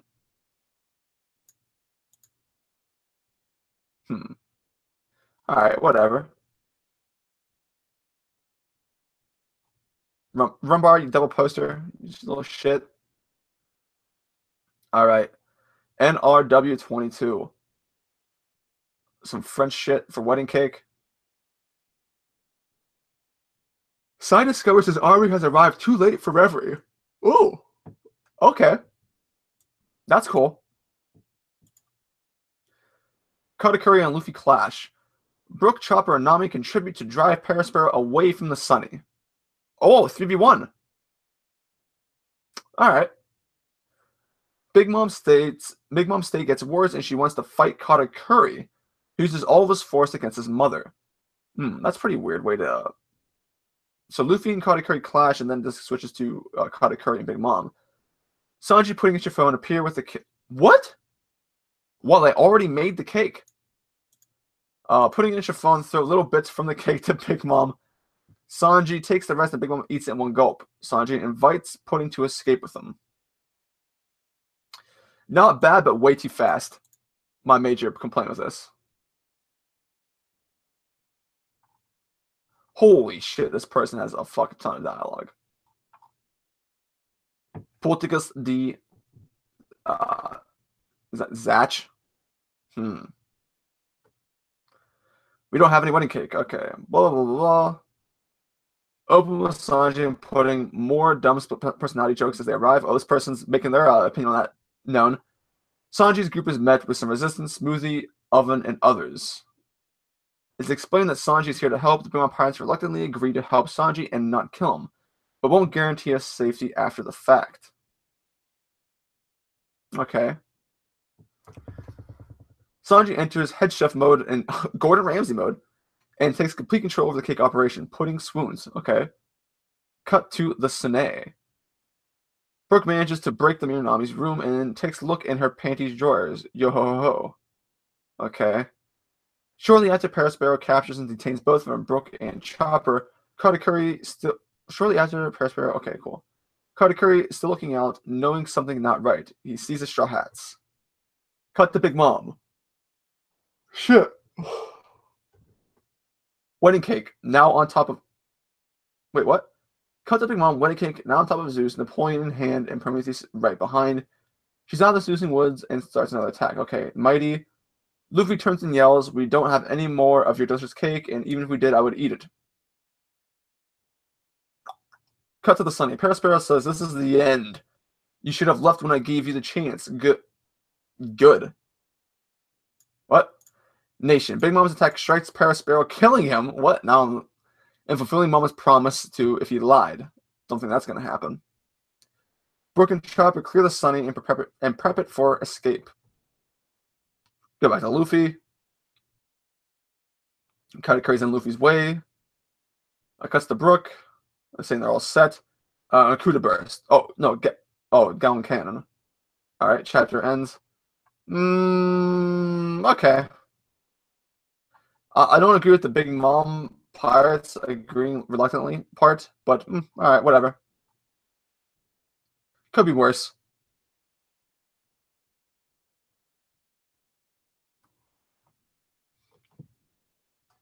Let's see. SC Amigo. To bake a cake. Alright, cool. With the break made by Pudding, the Straw Hats can see the Sunny. Nami worries about how they are going to hold off Big Mom until the cake is made, but Jinbei said he has called Aladdin ahead of time to inform him they need his help. Disagree. In the Sunny, Brooke and Chopper are trying to break Nami's mirror, but Perospero is blocking their way with candy.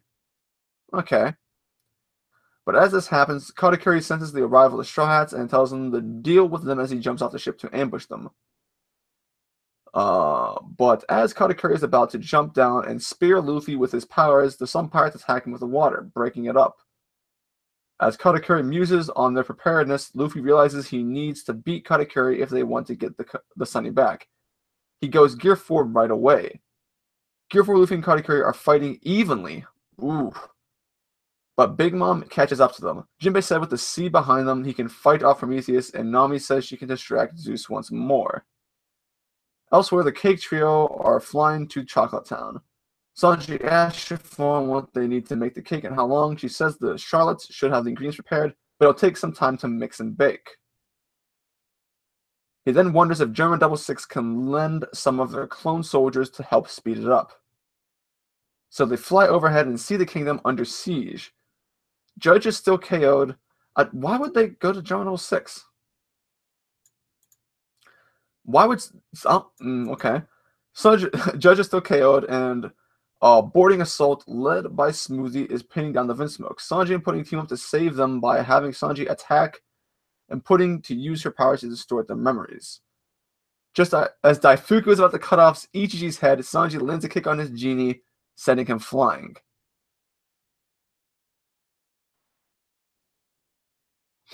Drit's gemstone hits has leaks? What does that mean? Let me go back. What the hell are you talking about? Whatever. Do you actually have? Is there spoilers already?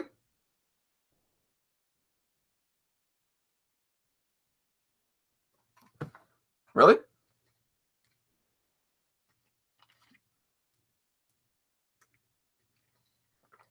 Answer me, God damn it!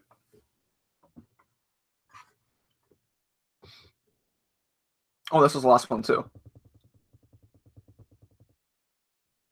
There's no way you have spoilers, dude. I would have known.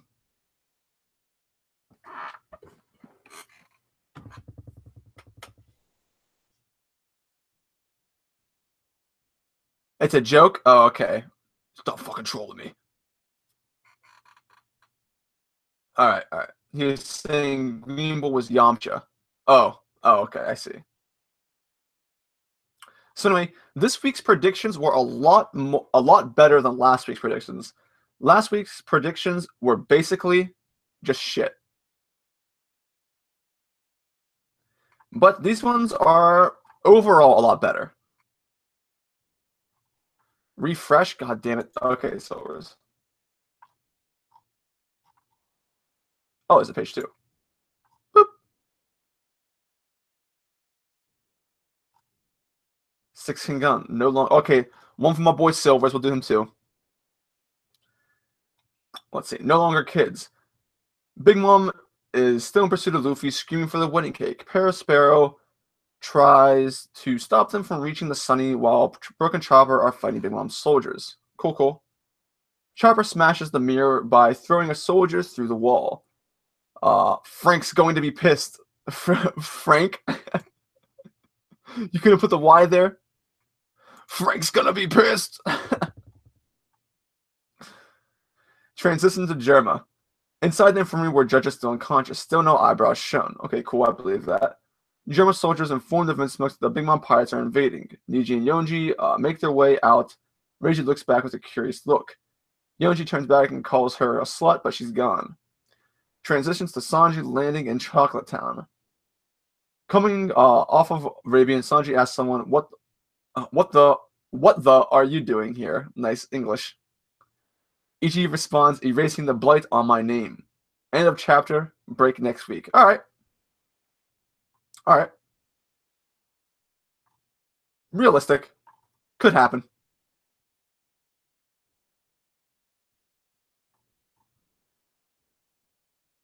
Oh, you're not following me.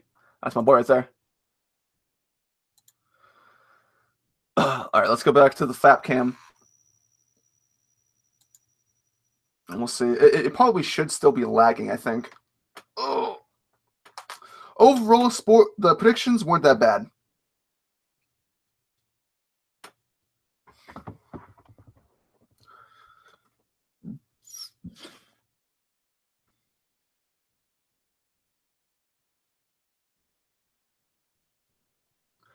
What do you think about the stream with Brago and the other One Piece theorists? Well, I was in that stream, so I thought it was a cool stream.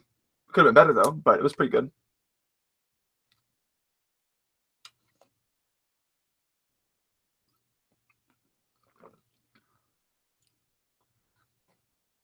That becomes a threesome with pudding?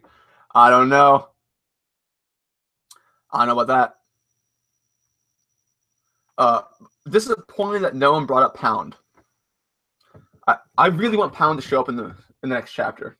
Pretty hyped for Pound myself.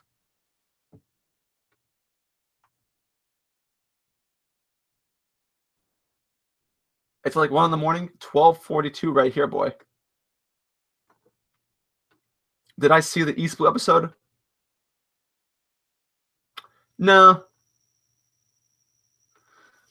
I didn't see it. I'm not going to see it because I honestly don't care. It's recap, dude. I don't give a shit about Toei's barely better animation. Fuck Toei. Cool stream. I barely talked. I basically got interrupted a lot during the stream, and I couldn't really state what I wanted to say. But everyone else had a fun time. What do I think about Dustin? Well, I've only met him for the first time. I'm out of sync. Not again. Let me see. I wonder if there's a way to fix this. Come on.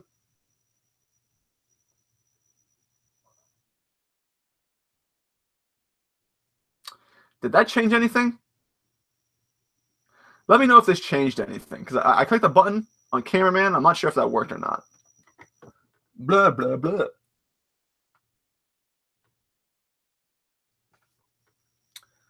But what do I think about Dustin? Oh, I mean, he thinks that Big Mom's going down the strike, which is something I don't agree with. Oh, still lagging? Fucking stupid. Let me turn the camera off.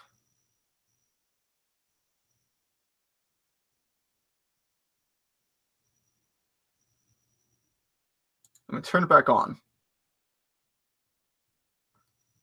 Did that change anything? Do I seem fine now? Let me check to see what the connection of the stream is. It's okay, but I don't know if I believe that. But anyway, about Dustin, I mean, I've barely talked to him, so I can't really form an opinion on him.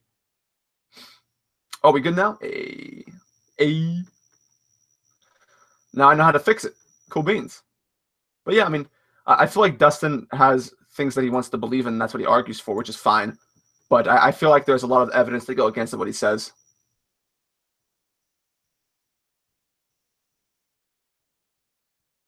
It went bad again? No! All right, hold on. Off.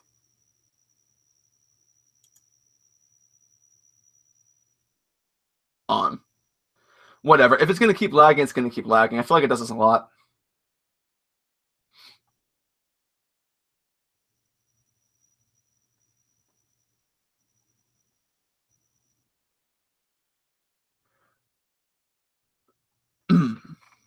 Let's see.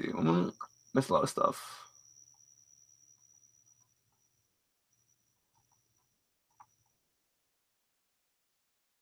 Invite Joy Boy and King. Dude, Joy Boy is definitely not going to join today. It's probably not YouTube lag, and it's definitely me. I have really bad internet, and I don't even know King of Lightning, to be honest. He's never heard of me, but I watch his videos, so I have no connection there. The only One Piece YouTubers I know are Brago and Joy Boy. Oh, and I know Panda and Marco.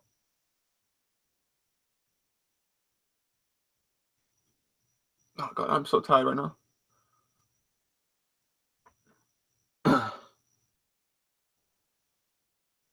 Dritz, you should host your discussion streams. Yeah, I don't know. I'm not like a really popular streamer. I just do it for fun or whatever.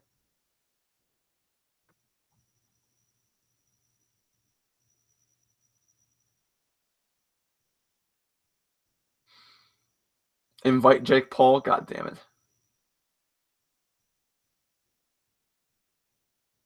Oh, Joey, about your predictions? Yep. Joey pays attention, dude. If you have good comment, he'll pay attention to it.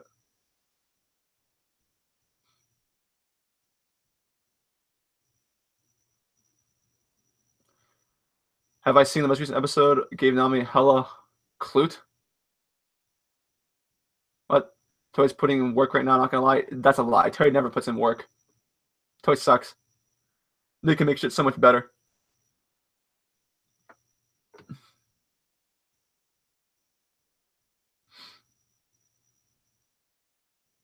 Do you think we'll see a decent fight between Luffy and Katakuri for Whole Cake Island arc? As much as I would want to, I don't think so. Simply because it would take too much time. Because it's like, for a good fight, it would have to last longer than one chapter. And how many more chapters do you think are left in the arc? If there's going to be a fight, it will be like a few pages and like, some time skip, come back to it, boom. That's how I envision it.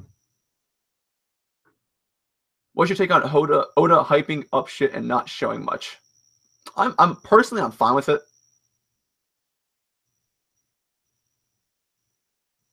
I know a lot of people are mad, but for me, it's not really that big of a deal. Would I like to see it? Yeah, sure. Am I gonna go insane by not seeing it? No. I like things that are kind of left to the imagination. Invite Oda to the stream. Dude, if Oda ever watched my videos, I think I'd probably just die on the spot.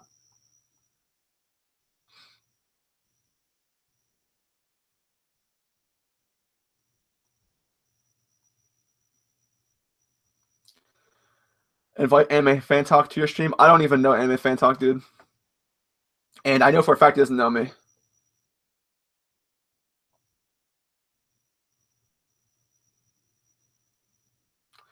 Do I think Vegapunk is a Smile Fruit user? And when do you predict we will meet him? I don't know about him being a fruit user or anything like that, but if I were to say when we meet him before Elbaf. God, guys, I am like, I don't know why I'm so tired, but like, ugh. Probably because I only got like 4 hours of sleep. Maybe that's why. But whatever. Oda is sleeping the good fights for Wano. Well, Wano is confirmed a fighting arc. So obviously there's going to be really good fights there. This isn't really a fighting arc. This is like a skirmish arc where there's like quick engagements and then disengagements. LOL, no Anime Fan Talk, please. He's cancer. I mean, I can't say I'm a big fan of his work, but I don't dislike Anime Fan Talk simply because I don't know anything about him. I definitely think we would disagree on a lot of points in the story, though. I definitely feel like I have a different take and interpretation of basically everything in the story than he does.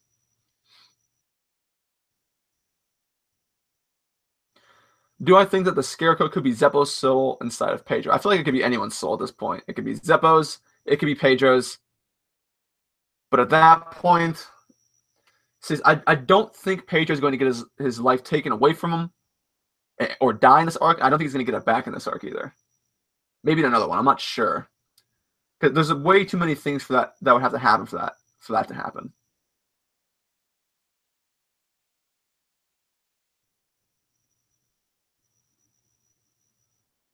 Maybe, but while I like having the mystery and speculating on fights and events, having clarification on some events would be nice.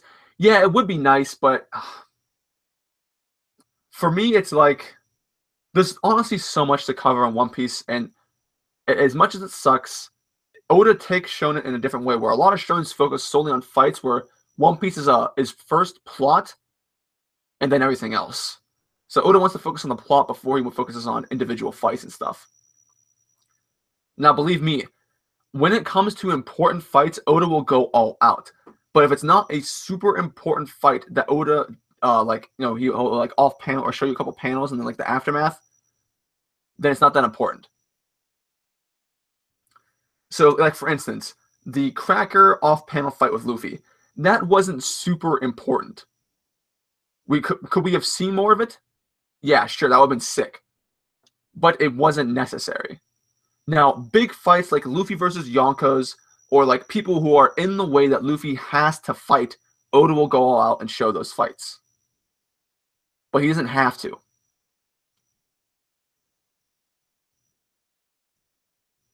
Invite Double for Anime just to trash Naruto and trigger him. I have never watched a single one of Double for Anime's videos, so but I know the meme around him. Roger's base. I don't know Roger, and I know Roger, but Roger doesn't know me. I also don't think Roger would really like to join a discussion stream, simply because from how I pursue Roger's personality, he doesn't really like to debate things. He just likes to talk about stuff, which is kind of different.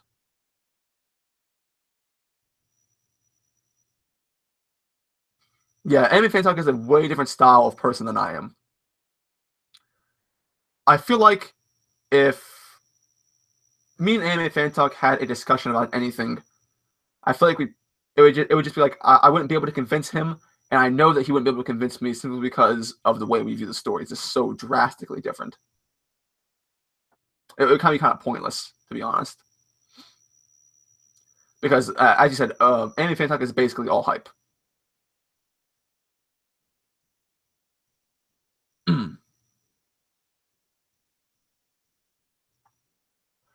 Oda showed them running for 7 chapters, but off screens, Brook versus Big Mom and Cracker versus Luffy. Yeah, but here's the thing about that. People complain about that, but for me, every one of those chapters set up something else in the story, and which was important. like the first time they're running away and Big Mom uses Mighty Nation, right? That set up, part of it set up Luffy then knowing about the Giants and Elbaf for Big Mom, which is something that Oda did on purpose. That's why he showed Mighty Nation, right? He set that up on purpose. Big Mom chasing them, like everything they did set up other things. Pudding, etc., came into the plot. Everything has a purpose. The Fishman, Brook and Chopper, everything has a point.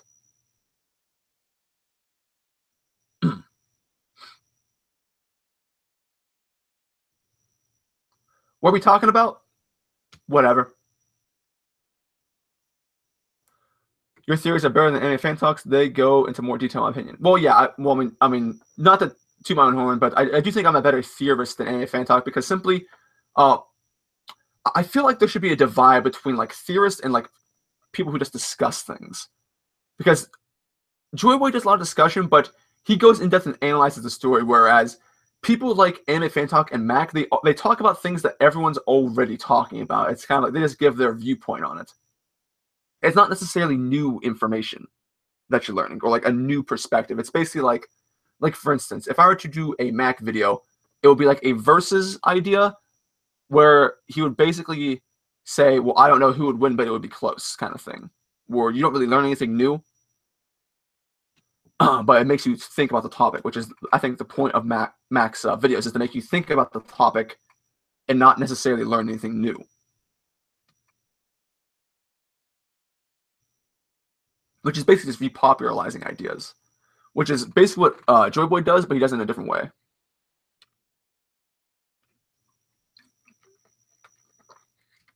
Who do I think the mink trader is? Variete or Carrot?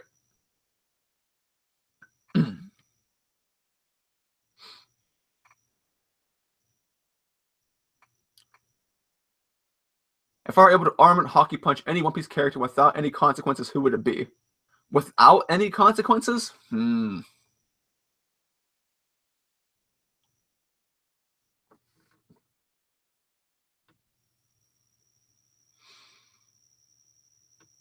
Without consequences, who would I want to punch? I feel like if I was half the fandom, I would say Garp, but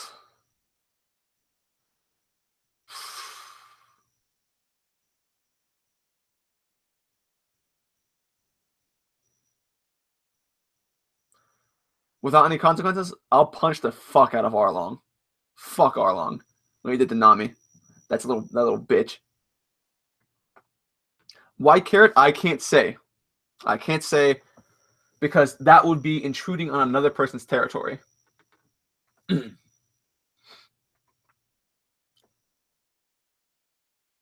But let me just say that I don't think it's for certain that Carrot is the traitor, but I think it remains a possibility because I only really think that the only other option other than Barrette is Carrot.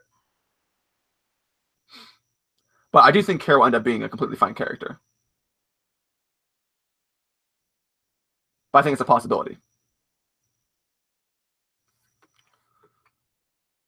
Good seeing him on Braga stream. Yeah, it was my first time. I didn't really do anything.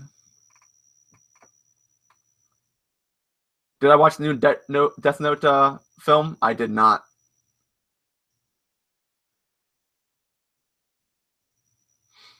I've heard a lot of bad things about it though. Invite someone to the stream. I'm not gonna invite him to the stream tonight. I'm kind of just like brain deading it right now. So I feel like if I invited someone to the stream, I wouldn't be able to like be super constructive or be like a good host. I don't want to do that when I'm like mentally dead. Could anything happen to make me forgive Arlong? The only way I would ever forgive Arlong is if Nami forgave Arlong. That's it.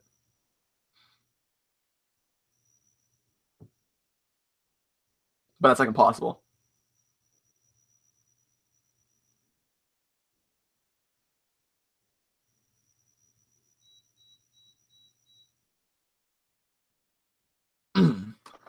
You would be devastated if Carrot was a traitor? Yeah, it would be a cool plot twist.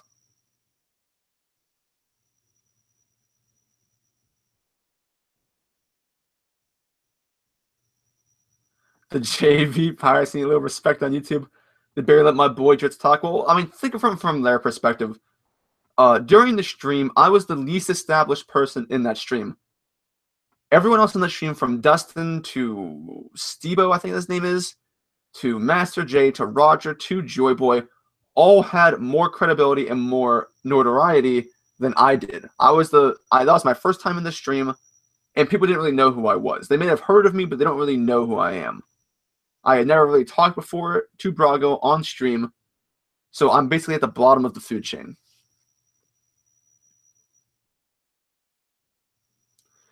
Nami forgive Jinbei pretty much caused it, but totally different things. Jinbei didn't directly kill Bellemare. Like, there's a different thing. There's people whose actions caused it in the future. There's the person who actually did it.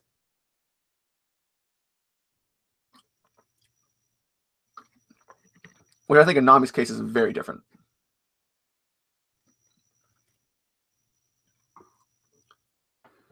That shouldn't matter. You should still get your input.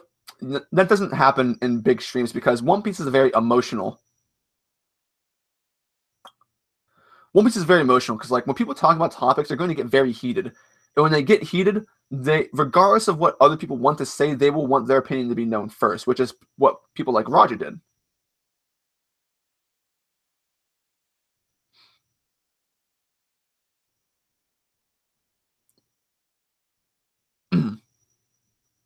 I was the hoe? Yeah, basically. I mean, it should be expected. I am good, but not well known. Yeah, I mean, I'm pretty much on the down low. I technically have more subs than Brago, but I'm less known than Brago, if that makes any sense.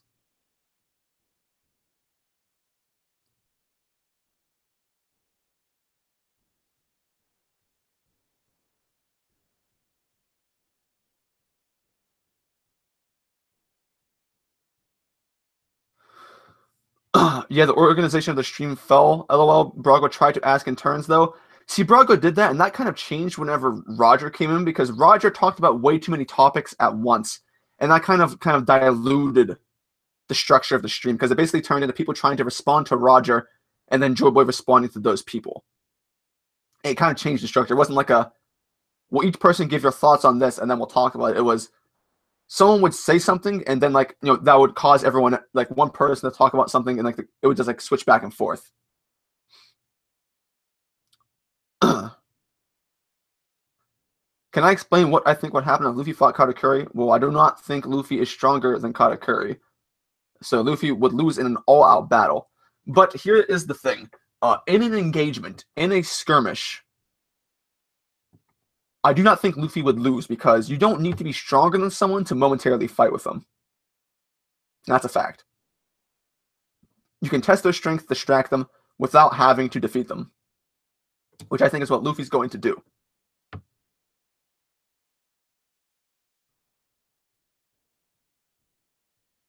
You can't ever bring up Sanji and Zoro unless it's about chronology. Yeah. That's actually true. People get really heated over Sanji and Zoro. I mean, on the stream, King of Lightning went on a 2-hour rant about Sanji, simply because someone brought it up to trigger him.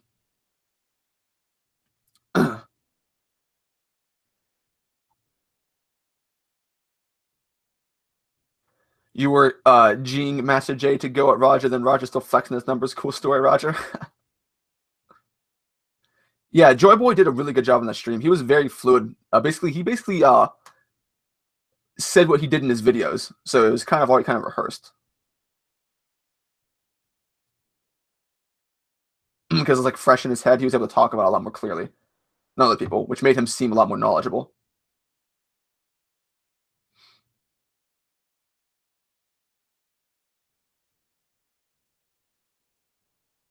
First off, the world government is the next Nakama, not Jinbei or Carrot.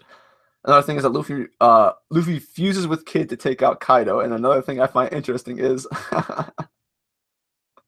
you troll, dude.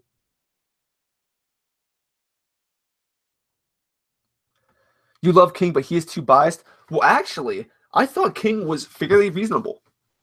As far as it pertains to the story, Whole Cake Island in general, I felt like he was fairly reasonable, a lot more than what I imagined from his videos, at least. So I think King did a really good job.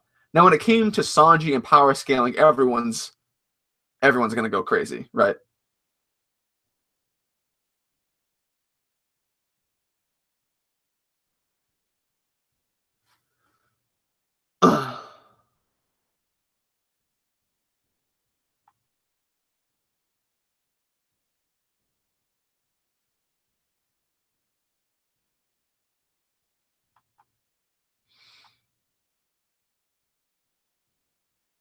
Oh, you missed everything, shrimp, shimp.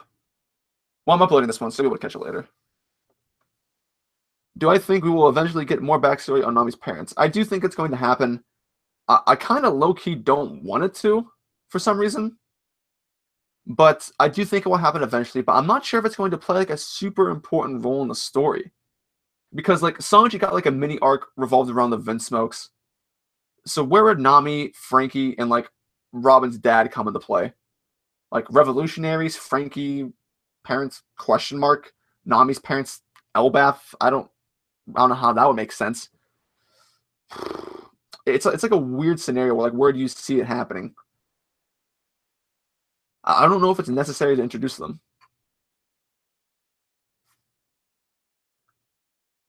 Who's my One Piece waifu? Oh, come on, you already know.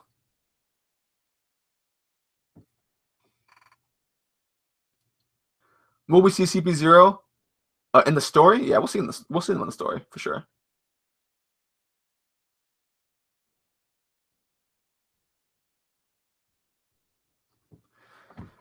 Let's see. You prefer Sanji to Zoro, but I don't think Zoro would have gotten rolled like Sanji did by Dofi. I mean, how he could have.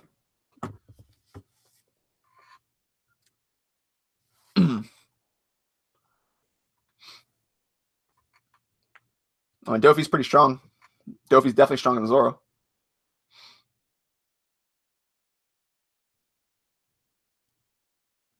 But another thing is that between like the Sanji and Doflamingo encounter, aerial attacks are Sanji's specialty, but it's in a whole other league compared to Dofi, simply due to his Devil Fruit.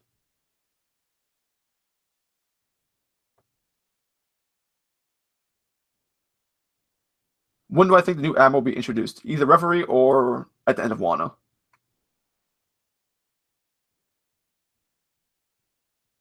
Well, the thing about Nami's parents is I don't want to be like, Nami, your real name is this. And Nami's like, no, I want to stay with the name Bellemere gave me. I don't want to really want to, I don't know. I feel like it's not necessary to have that.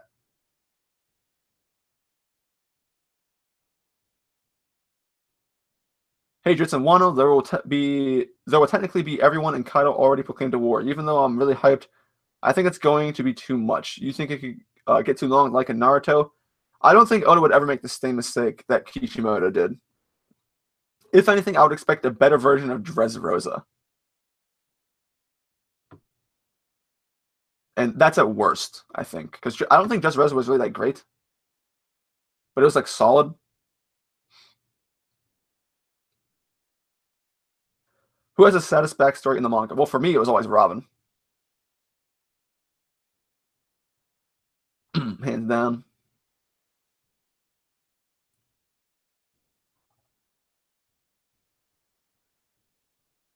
Don't you find it funny how Sanji was beat up by Viola's henchman before going for Doflamingo?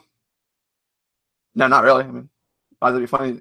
Sanji did that for a reason. It was all to convince, all for him to show what he's good at doing, changing women. Believe those tears, baby.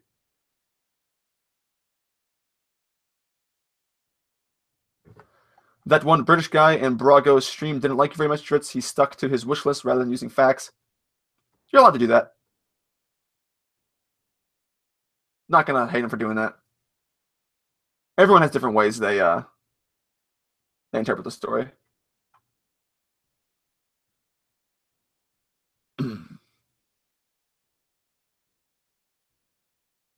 While the hate for Whole Cake Island, that is a really long topic, but basically it just there's a lot of different expectations versus realities coming into play, and different interpretations of what the arc's supposed to be. 90% of those simply the fact that this is a an arc that has a Yonko in it, and people are superimposing their headcanon onto that arc.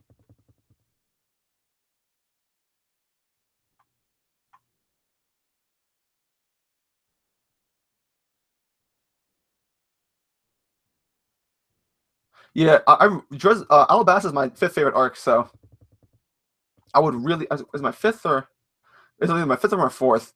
But I would really like if one was like an Alabasta. That would be sick. That would be so sick, actually. Oh, please.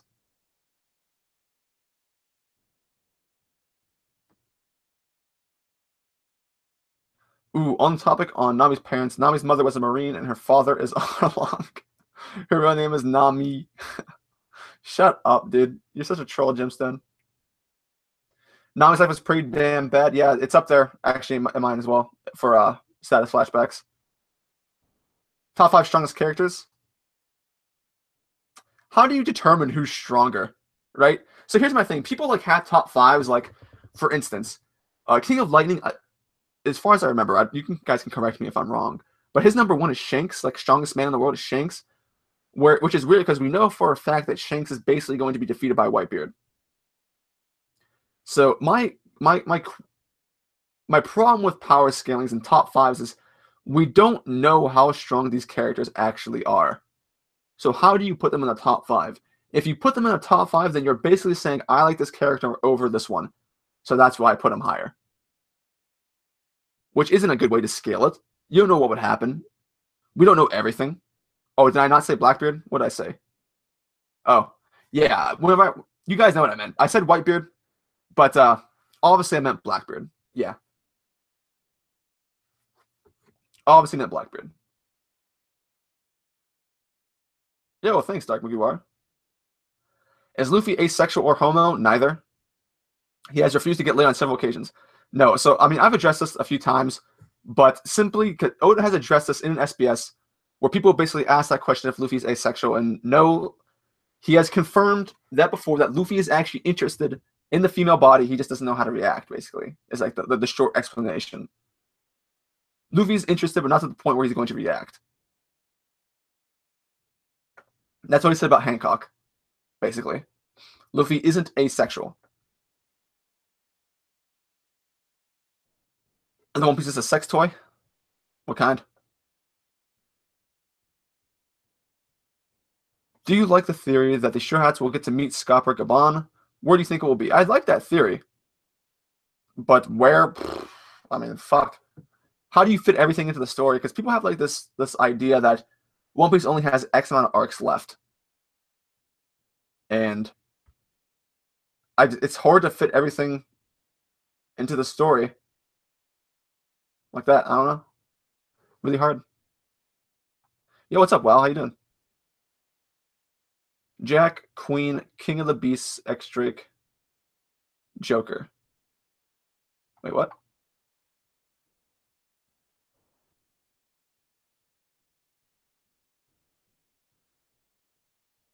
Luffy version? Well, I mean, technically, I mean, he is, but he basically got a hand job from that one girl on Amazon Lily.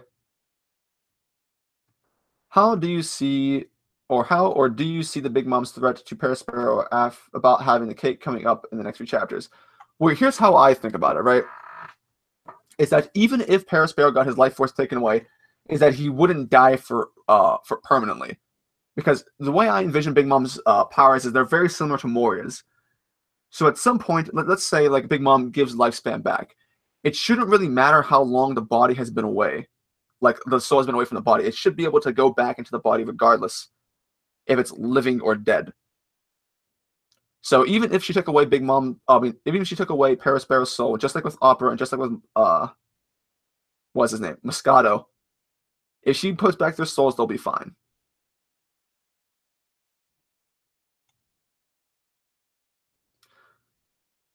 How can Kaido be taken down? Black Arrow, Smog, The Hobbit. Peckham's is the One Piece. All right. Sanji could teach him what to do with the girl, though. I don't even think Sanji knows, dude.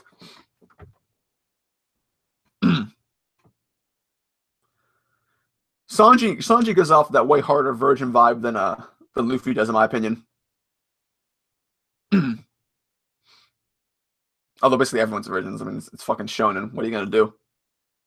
It's a manga. If I can make a filler arc or a movie canon, A, would you? And B, what would it be? Uh, if I can make, I would make a movie canon. I would make.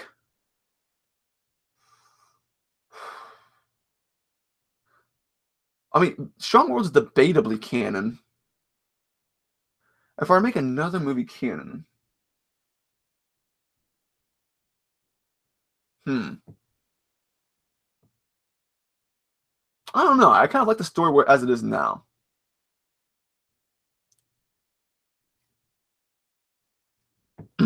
But probably Strong World. I would make canon for obvious reasons.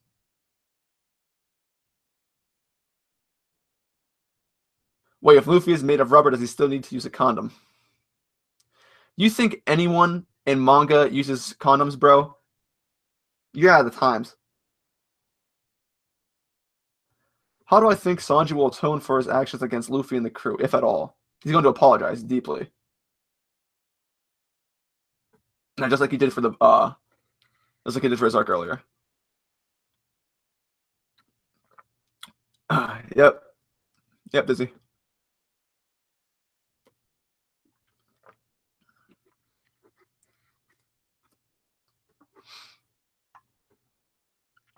See you, well.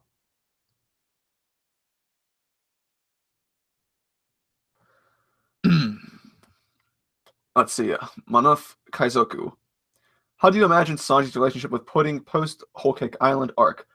Will she be another Vivi, another throwaway character out of the story just to make some appearances again? I don't know yet. I don't know. Simply because the way the story is now, Oda can go either direction. He could make Pudding a Violet 2.0, or he could imply things differently. Like the way I would imagine the arc ending is that the arc would end with like basically an agreement between Sanji and Pudding that they can't get married yet or something. Like circumstances of the plot have enabled them that they can't do what they have to do. Sanji has to go adventuring with his friends, and Pudding's got to do her own thing. Now, the where this changes is that it could just be that. Or there could be like a promise in the future for them to meet again. Just kind of like how there was with Violet at like the pier or whatever, but that never happened.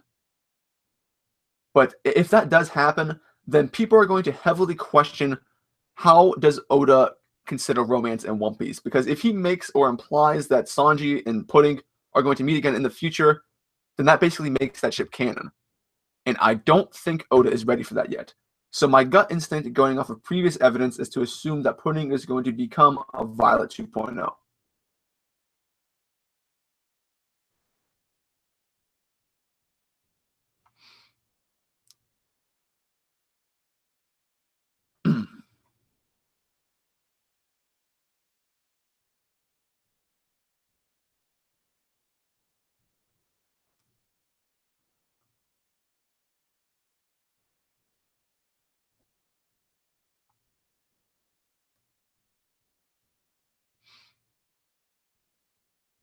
Do I see Garp dying, possibly kind of kill some down the line? I don't think so. I think Garp's going to live.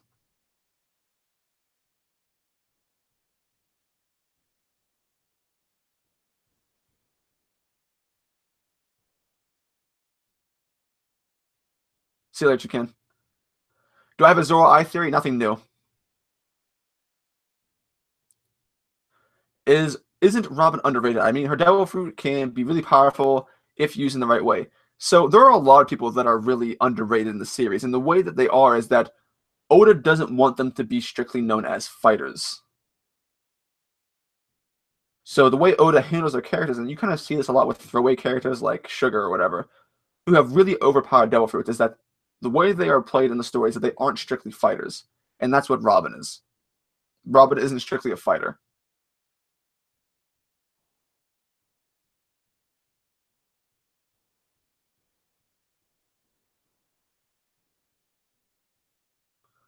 Even though we have Deuce, do you think we'll get an author on the crew who gets off on discovering locations he's read in books, like the Golden Belt or the Emerald City or even El Dorado?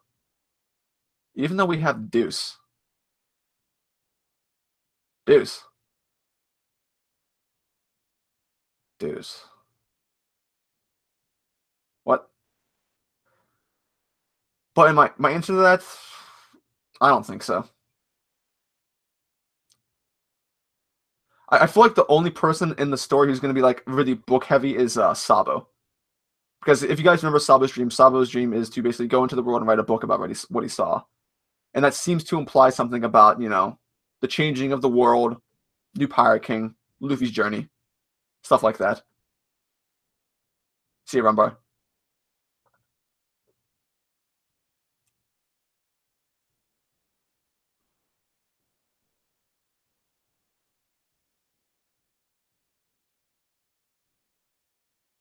Apparently, Reiju is confirmed to have eaten a devil fruit based on the One Piece data book from Magazine 1. What, really? Where's that? Oh, I thought you were talking about the crew. I knew Deuce from the Ace novel.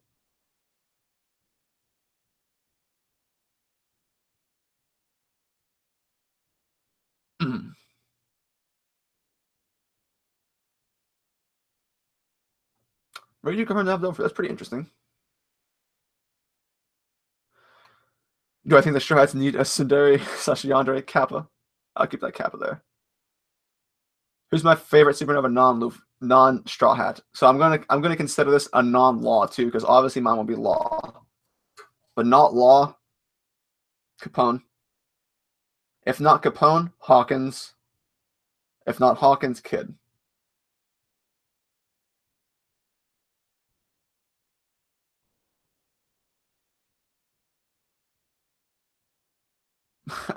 See you later, Jimston. What do I think about Monet?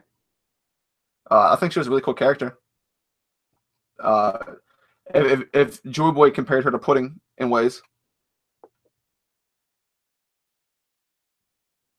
I don't think she's really dead. I won't believe until it's confirmed.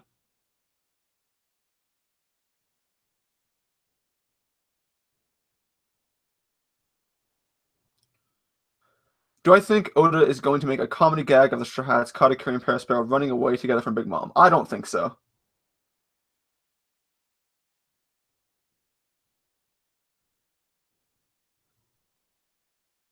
How many arcs do you think One Piece has got left? Reverie, Wano, Transitional Arc, Elbaf, maybe Transitional Arc / something to do with Shanks. I guess Transitional Arcs don't count. So I'll go Wano, Elbaf, Shanks, Raft Hill, or maybe Shanks, I don't know, Raft Hill Final War. 6. I don't know because people think that One Piece is very predictable in its arcs coming up, but I think Oda's going to throw in something random that we will have never predicted. So at least 6, and that doesn't include transitional arcs.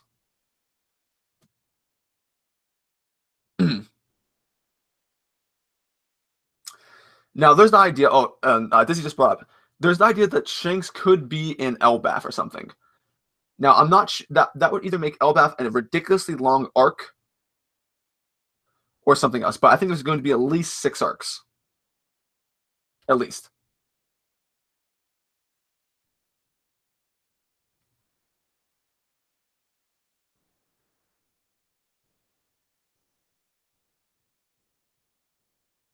Favorite Straw Hat Fleet captain? I like the long arm dude's design. Favorite? Probably Hiredon, actually.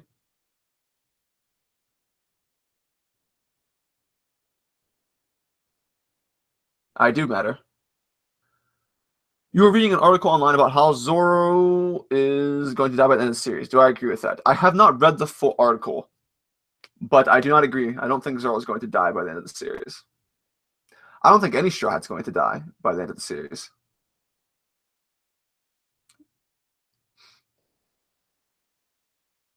I guess you could argue maybe one max will die. One.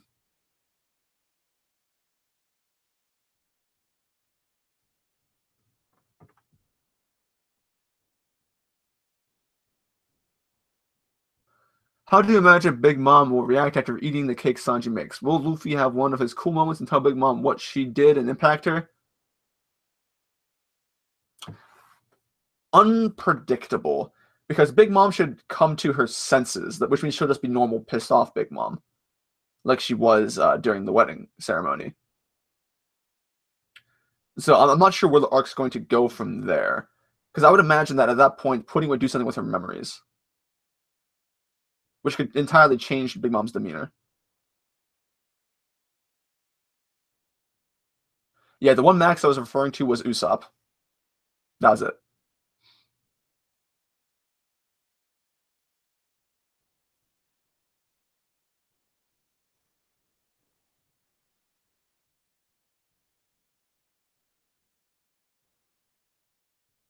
When do I think the Straw Hat Grand Fleet will come into the story again? At the end of Wano. How strong are these samurai? Stronger than the Minks? Well, it depends. Like, if you were going to take the strongest of each population, discounting the Shogun, they're probably near equal.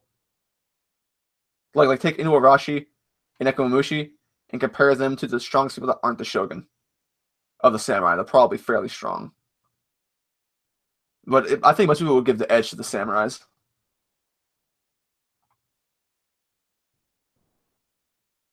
Do I think Big Mom will be defeated in the future? Yep. If yes, wouldn't it be kind of weird to return to Big Mom after beating Kaido, who's probably stronger? We don't know that for sure. So here's the thing. Even if Kaido was stronger, there's going to be a difference in how Big Mom is taken down. So Luffy, as it appears in Wano, if Kaido is taken down in Wano, Luffy is going to have a lot of help. Whereas if Luffy were to fight Big Mom and Oda actually enabled it for somehow Luffy was able to beat Big Mom fair and square, that would be entirely different, wouldn't it? That in some regards would be way more hype.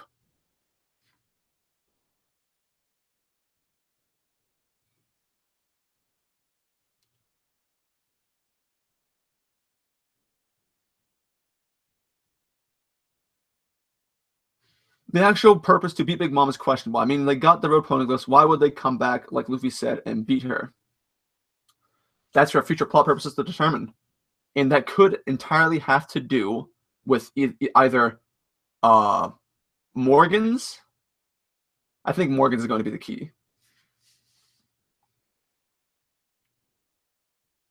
Do I like the new Frankie design? To be honest, I like the old one better. But the new one's fine. I don't hate it.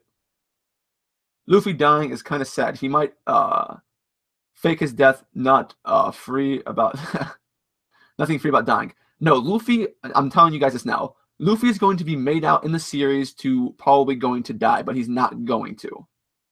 He isn't going to die. He's going to have all the odds stacked up against him. He's going to get like diseases and shit. He's going to get really hurt. He's going to go through all this damage, but he is going to make it out fine in the end.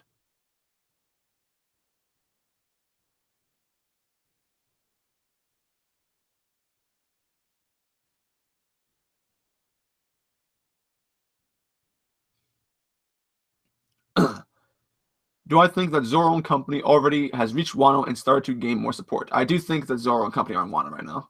Yeah. As far as support goes, potentially, yeah. I saw a neat idea that Zoro actually fought someone in Wano and lost. Like I was talking to Braga about it at the end of his stream. And I thought it'd be a pretty cool idea if they get to Wano and then they find out like Zoro lost and like Zoro's entire demeanor has changed. I think that'd be pretty cool. I mean, it's probably not going to happen, but it's like a twist. It'd be like a Zo 2.0.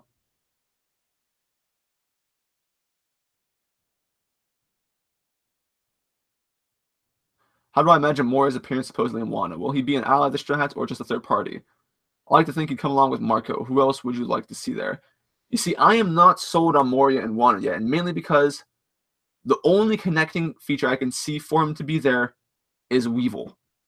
Other than that, it makes no sense. But if he's there as Weevil, then he's going to be the kind of like a third party that's just there. Maybe he'll get involved to try and fight Kaido once he realizes this is something, but it's really weird to think about Moria being in Wano, I feel like.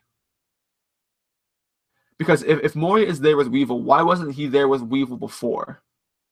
When they were hunting the Whitebeard commanders and stuff. You're binge watching Rurouni Kenshin right now. So, Hashoko, I should let you know that Rurouni Kenshin, the anime, does not exist past Shishio. Just letting you know. Wouldn't it make sense for Big Mom to be taking down Elbaf since she's connected to it? That's what I think. That's what I lobbied for a long time. Finally convinced Joy Boy that Big Mom might be an Elbaf.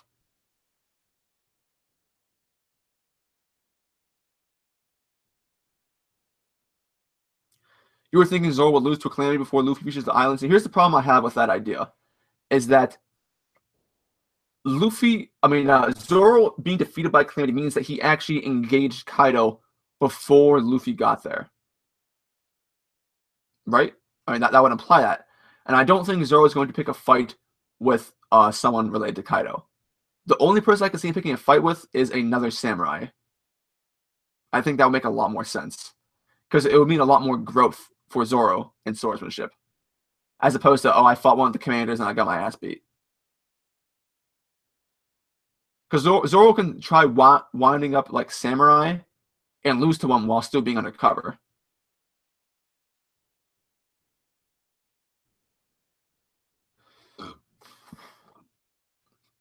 But I think Big Mom is going to take out Perospero next chapter if she somehow finds out the Straw Hats don't have a piece of cake. Even if she does, I don't think it's gonna be that. Like, I don't think it's gonna be like, oh crap, she killed him or something. I've said it before, but I don't think it's going to happen in the next chapter.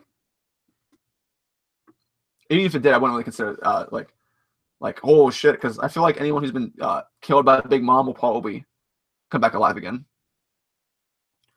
What about Moria's previous connection to Kaido? His zombie army could be used to counter the Zoan army. At that point, the Zoan army could be countered by the rebellion from the samurais.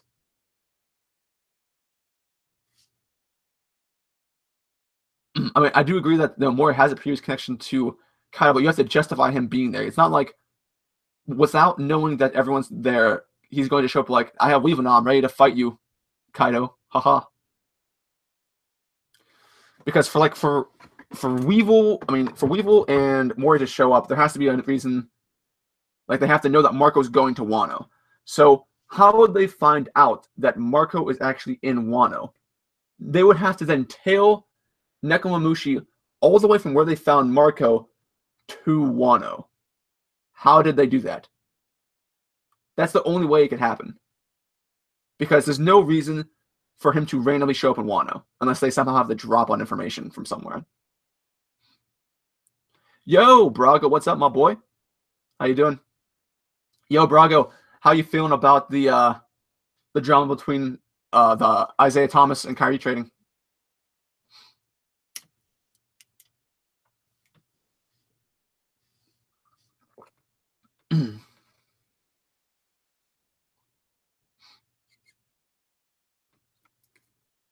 What do I think about the Shilu having diamond fruit theory and the Blackbeard pirates hunting for devil fruit users in general? I like the diamond theory for Shiryu. I feel like that's a cool idea. I would like to see it. The Blackbeard fruits hunt. Yeah, I think it's really cool. But I am not a big fan of Shiryu beating Mihawk. I'm not a big fan of that. Do I think the Gorosei will die at the end of the story along with the Kainu and the Blackbeard pirates? Well, here's the thing. The Gorosei aren't inherently evil, per se. It's not like they wish for corruption. So I don't know if it's necessary for the Gorosei to actually die. Maybe they just step down. But they could die. I feel like we have to learn more about them to fully judge them. They could be going to report on the possible defeat of a Yonko. Absa is a reporter, so they have a ton of news. Yeah, but Absolem, which is Absa, would then have to know everything about that, which means he would have to have stolen or heard that information from Big News Morgans. And for that to happen, we don't know the time related to when Big News Morgans gets back to his company, how long it takes to get to Wano, and then how long it takes for that information to circulate, and then how long we're going to spend on Wano, It's like a bit like it's like a big what ifs.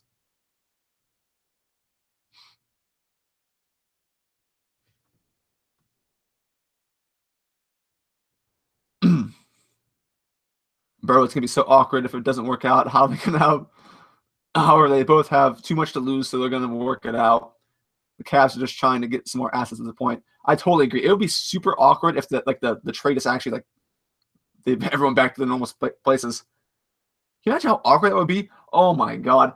So I don't know if you've watched like Undisputed, Brago, but I hate Skip Bayless so fucking much, and I can only imagine the bullshit coming out of his mouth. If that actually happened, can you believe Skip Bayless called Kyrie a top 5 player? Oh, absolutely disgusting. It'll be really awkward though. And just imagine it's even bigger slap in the face to Isaiah. Because like LeBron welcomed him in the tweet, and then like this is like, oh sorry, bro. You fucking suck. Get back to Boston, idiot. And Boston's like, we thought Kyrie was better, dude. Sorry. Oh, stupid. Do I think Zoro will obtain powers in the Wano arc or just a sword? Both. I pronounced the name right? Yes. I think Zoro will both get powers and new sword. Best of both worlds. Skip is creditless. Skip, I don't even know why he's an analyst. He's the worst. Skip Bayless sucks dick. So the only like the best analyst I've ever seen is Chris Broussard. That man is a legend. And anytime he talks, I want to listen to because he's a cool guy. The I've been told.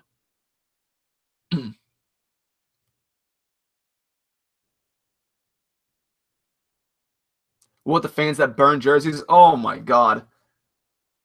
It's like a repeat of stupidity. Why do that? He got traded. Why are you hating on him? Like I can imagine how bad that made Isaiah feel. Like he didn't even want to be traded. And he gets traded and he's getting this much hate for it.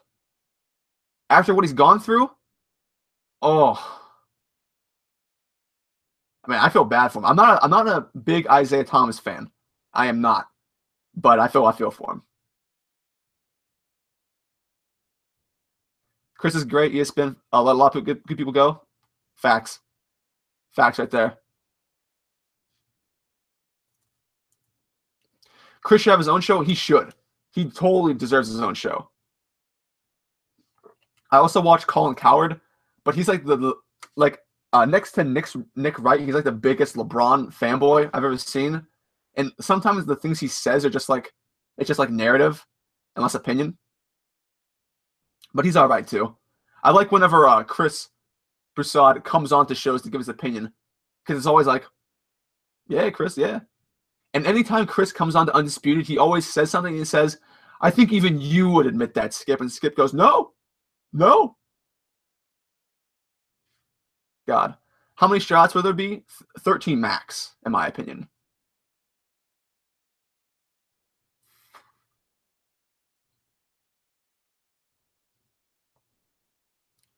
But yeah, Isaiah's in a tough situation. Do you rush back in your contract year? Oh, I don't know what the hell he's going to do. I hope things work out for him for the better. I don't know what they're going to do. It's going to be so weird. It's like the most awkward situation you could possibly think of.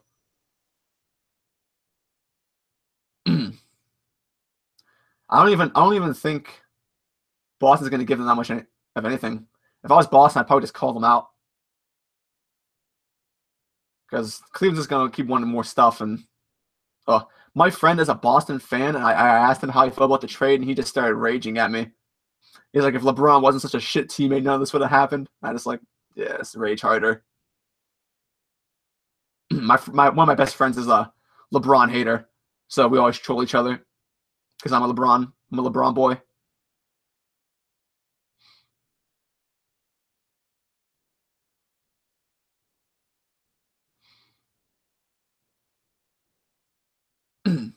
Oh, bro, did you see that the Cavs tried to trade Kyrie for Clay? That's a stupid trade.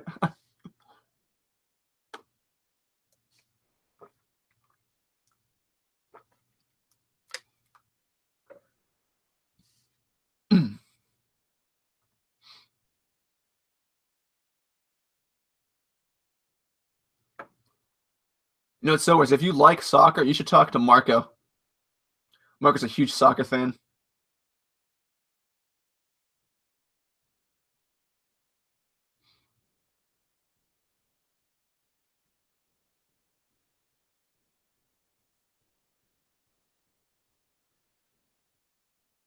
Seven-one. Holy crap. High scoring game for soccer. I don't hate soccer, but I'm like a huge soccer fan. Can't really haven't really had much experience watching it. That was dumb. Hey, Golden State want to mess up your chemistry to help us up. Yeah, basically, let's give you a worse player for Clay, who's great at defense, amazing shooter. Huh? Oh, so dumb. I can't believe they actually tried to go for a trade for that. That would have been so dumb. If that actually went through, that would have been That would have been so stupid. It's like, why mess up perfection? Golden State doing it right. Fucking unstoppable.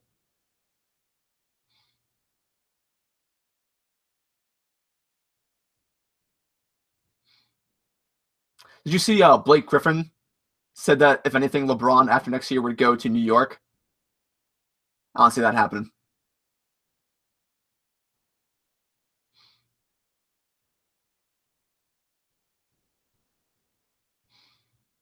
You feel like every Straw is going to get an expanded backstory. First was Luffy in the time skip, then Sanji.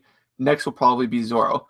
So speaking of further developed backstories, I do think at some point it will be really neat that Luffy is going to get another reveal. Except this time it's going to be like Sanji, where we saw Luffy's past with Ace, but in the second flashback for Luffy, we see what happened before that, to some degree.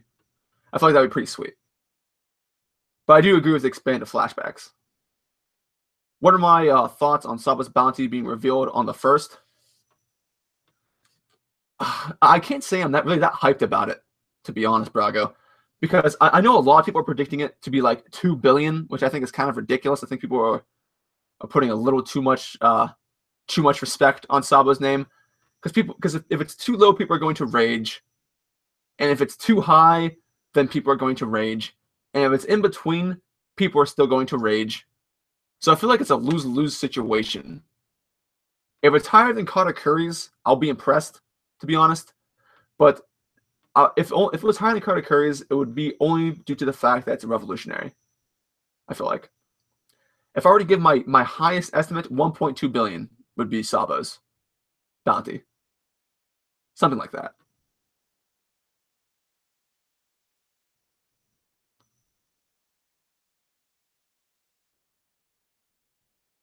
Do we find about Zoro's parents, yes or no? So my headcanon is that I don't want to. But are we going to? Probably. So I don't know about you guys, but I feel like we don't actually need to know about everyone's parents. I would kind of like it if it was kind of left a little mysterious in that manner. Like, I don't really care about Luffy's mom. It would be cool if we found out, sure, but I'm not dying to know. I don't need to know Nami's true parents. I don't need to know Frankie's. I don't need to know Robin's dad. I kind of like things being unspoken. But if Sanji's backstory and his parents are going to be revealed, you would assume that would be the same following the New World trend, that each person is going to get a little more revealed about them.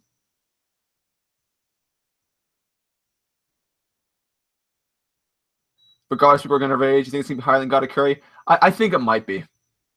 Simply because that's something I feel like Oda would do to just hype up Sabo. Watch Sabo jump on the popularity poll randomly next time. He'll be like number 2. Sabo's bounty, 1.2 billion. Holy shit.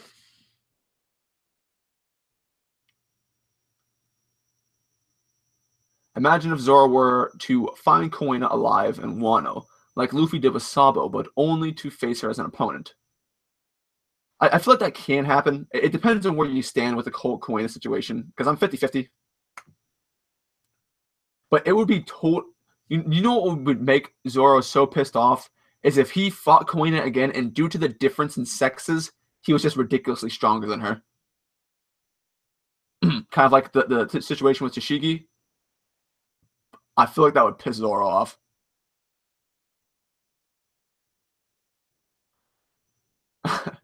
Who's a theorist that inspired you to start making theories? I will give you one guess, Brago. But obviously, Joy Boy is the person who I mainly inspired my channel off of. But whenever I was first starting out watching theories and how I got exposed to the theory community was I got clickbaited into an anime fan talk video about Usopp or something. And I was like, well, whatever. And I started watching other videos, and I didn't know how much of a scumbag Alpha was, but I really liked watching Alpha 2 Light's videos. I started watching Alpha 2 Light's videos, and I was like, oh, this is really cool. So I started watching more of him, and I got more into the whole theory aspect. I started learning about things I never knew about Crocodile being a woman and stuff like that, and like Pluton and whatever. And I didn't know about Alpha and like all the bad things he's done in the community until like after I became a theorist. I didn't even know. Like I didn't look it up or anything. I wasn't a part of the forums or any of that. And I recently was in a talk with Joy Boy, and he explained the whole situation to me. And I was like, damn, fuck. But and then I found Joy Boy, and at the time, Joy Boy for me stuck out a lot because he was talking about things that I could get down with, and he produced really consistent content. So like at least once a week, I always found myself waiting, like, I wonder what video Joy Boy is gonna make, because he always has something to talk about. And I started to really get into him more, and I started to like eventually I kind of strayed away from other theorists, and I kind of only focused on Joy Boy. And also I like Marco as well. I found Marco after I found Joy Boy. And then actually I found One World probably amongst the last of all the theorists. I forget how I found One World, but it was probably just something like I probably just typed in like Gear 4 and like something popped up. I had like a bunch of like a couple million views, and I was like, wow, what's this? And I watched it. Yeah, but One World's great. I can't say he was a great inspiration for me because I haven't watched all of his videos. I've watched some of them, but I never got so like in depth in love with One World's videos that I was like, man, gotta be inspired by him. But he's one of my favorites. I probably put him top 5. Marco's amazing. Yeah, Marco's really cool. Even though like Marco has like the old traditional mindset of like text theories, I like the way he thinks.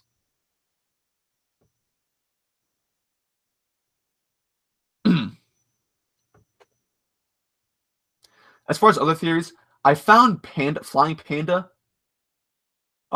Basically like this I found Flying Panda as I had made my channel. I had less than 100 subs, and I was just like trying to like go around. And I was like checking out other theorists and stuff. And I found him. I was like, oh, this guy's pretty cool. Flying Panda's a really nice guy. He makes some wacky theories, I feel like.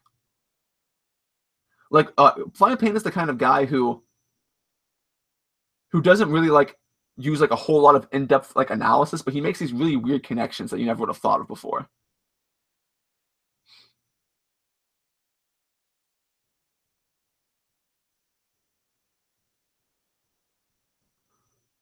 And then I used to actually be a big fan of Legend Mac, and that's kind of dying down the more I've become like a content producer. Because at the time, those are the kind of things I watched. I didn't really care. Like, for instance, for you, Brago, I found you during the beginning whenever I created my channel because I just wanted to know what the other channels were so I could like use references and stuff. And I found your channel. I was like, okay, cool. Like, I love listening to power debates. Power levels. I was kind of your standard shonen everything. I wanted to care, and that kind of lessened down the more time I spent making videos. I was like, maybe that's the kind of thing I want to focus on. But that's the main thing that drug me to your channel. It's just because I was like, wow, no one does live streams of One Piece, and I found it so engaging at the time. I remember I would always study for my midterms and finals while listening to Ty get shit on by everyone in the chat. I would like laugh while I was studying.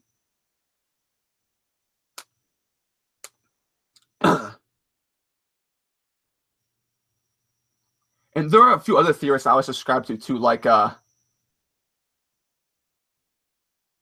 for instance, the Japanese One Piece theorist. I knew of another One Piece theorist. There's a few other ones, like undercover low sub counts. I have never really. I have watched one of Wasabi's theories, like the greatest void century, like the one like the tremendously long clickbait title.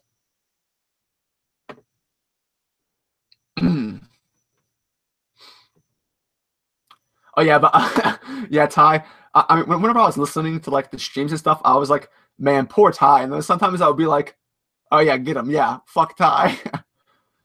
Because like for me, Ty was always a person who had a really weird way of looking at the series, but it was like a good way. But sometimes the way he justified his opinions kind of like seemed weird to me. Like for me, like Ty could have been a lot more productive if he just admitted, like where he went too far or something. But Ty has like a really unique aspect on the series, which I think is cool. Mac is great. His work ethic is unbelievable. Yeah, I mean, I'm not sure how Mac makes his videos, but I'm going to assume that he just freestyles it. But for me, I don't know. Mac's the kind of guy that I feel like he doesn't really focus more on like new content, but he likes to cover things that people have already talked about. Like that's where all the verses comes from, because that's like popular debate. People bring that up a lot. And as far as theories go, he'll cover theories that other people have talked about before in the past, or he'll like bring them back into relevancy. But he won't really. I feel like Mac's like thing is that he doesn't give you like an in-depth opinion on it. He'll bring up both sides, and he'll explain like, yeah, this is why both of them are cool. But then like he'll never like state what his opinion is.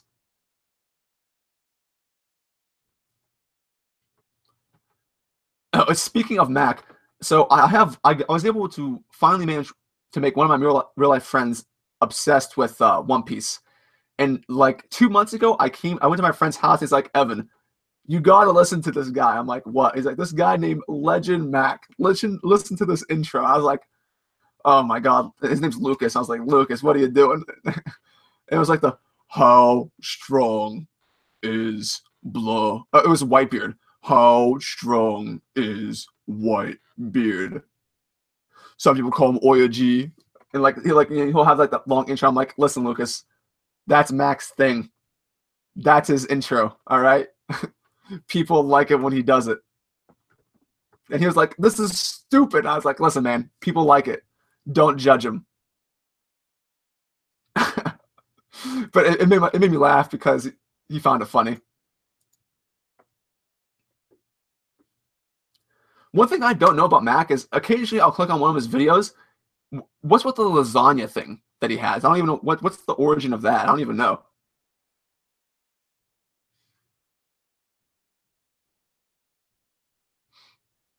But yeah, I used to be a big Mac fan. I've kind of lessened down now. But Mac's a really cool guy.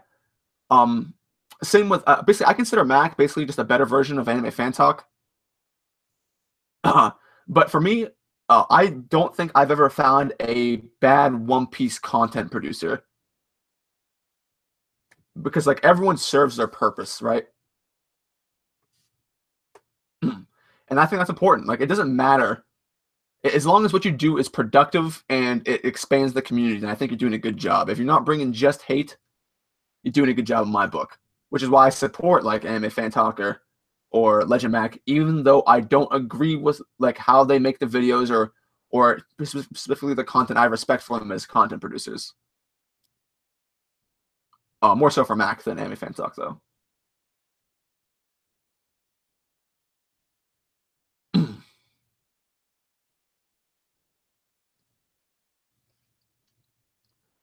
Which actually speaks volumes, because I feel like a lot of people in the One Piece community, at least far as it comes to YouTube, there's lots of love, because I don't think I've ever met anyone that was just like so antagonistic.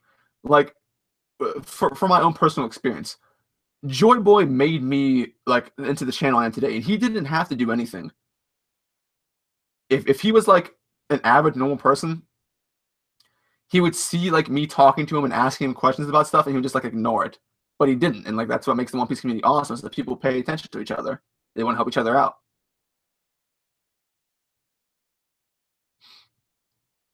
Hey, yo, Ragnar, what's up, dude?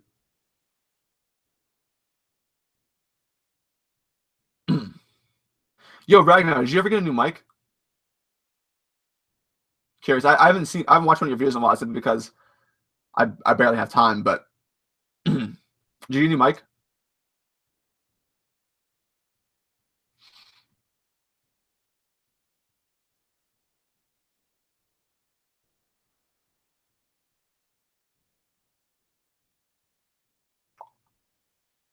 Why is Earl Jackson community so cancerous these days? It happens. The longer a series goes on, the more cancerous it's going to be. It's just the nature. Yeah. So, quick thing. I used Reveal twice in two of my earlier videos simply because I my main priority was to just get views, and I was like, well, Revealed as what was in at that time. It was like slowly dying out. But I would advise people just don't put Revealed in any of your titles ever. That's a quick way to get some dislikes. Have I ever watched Tekken's One Piece 4K dub streams? I watched the Robin one. That's the only one I've watched though.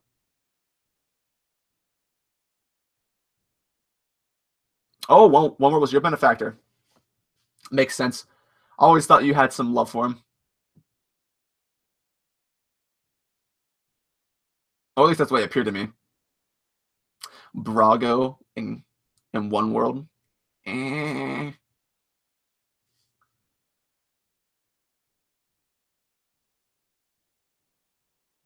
Season Joy Boy title revealed. Season Joy Boy video revealing title. See, here's the thing. Joy Boy doesn't give a shit about dislikes. He just wants views. Oh, you got any mic? Awesome, Ragnar. Which one did you get? Did you get the snowball or what? Do I think I'll remake any of my theories since I have a better mic now? I want to remake my old theories, guys. For real. I want to make my old theories, but I feel like people would get pissed off. Like Joy Boy did that, but like his audience grew from like 6,000 to like 50K. That's a big gap. For me, it's like I don't know. Like I feel like I can make a lot of my old theories better. Like for instance, like the Luffy dying one or whatever. But I'm not sure if I ever wanted to do that because that kind of seems like a cheap way to do it. Especially since I have a theory I'm working on now, and I feel like a lot of people are gonna like it, but I don't want to spend too much time in the past.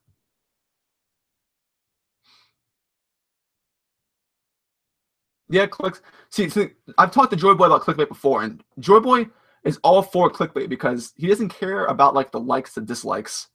Is that Joy Boy wants people to watch his content? That's the main priority. That's why you see like these these out of the ordinary like all caps titles or whatever. Is that everyone does it? You have to do it if you want to get more views. And so for me personally, my priority isn't to get views. I don't really care about views. If I get views, that's cool. Whatever. I don't make money off of my videos. I don't monetize them. So it's not like, man, I want extra money from this. I just do it as I see fit. Yo, I could theorize hentai all day, Matter. I could theorize porn as well. Don't question me, boy. Now, you know it's the real Brago because he's actually on BDA law. If he was on Brago DAs, I would I wouldn't think it was the real one unless you checked on the thing. Yo, is that One Vision? What's up, dude? Yeah, you want to get views, but it's not a priority for me. I know I'm basically no one in the community. Like I don't whatever. Like if I wanted to get big guys, I would pop out videos all the time, but I don't have that work ethic. I don't have the work ethic of like Mac or Joy Boy or other people. It's just I'm lazy by nature, and that shows. My theories are better than Joy Boy's. Not true. And I don't want to disagree with you, but I don't think that's true. Because if you take a look back at all of my theories, some of them are good, but a lot of them are like, eh, you know, they're not super great. Joy Boy has a lot of quality ones, and a lot of them are actually still relevant to today. Whereas a lot of mine, they're not specifically relevant if you went back and watched them now. So for me, that's kind of the difference. Joy Boy makes a lot more theories that are more relevant as the series gets older.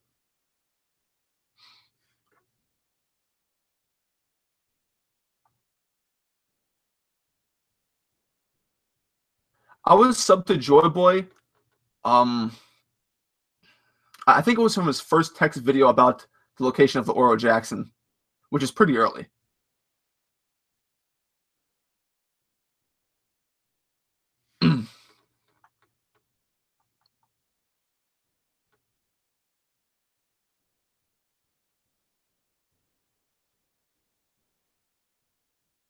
Yeah, clickbait's just part of how everything goes now.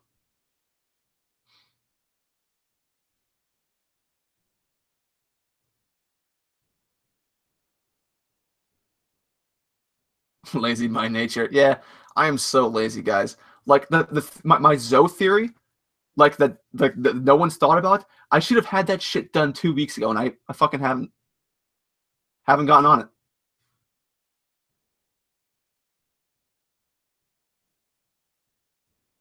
Blackbeard's true nature revealed.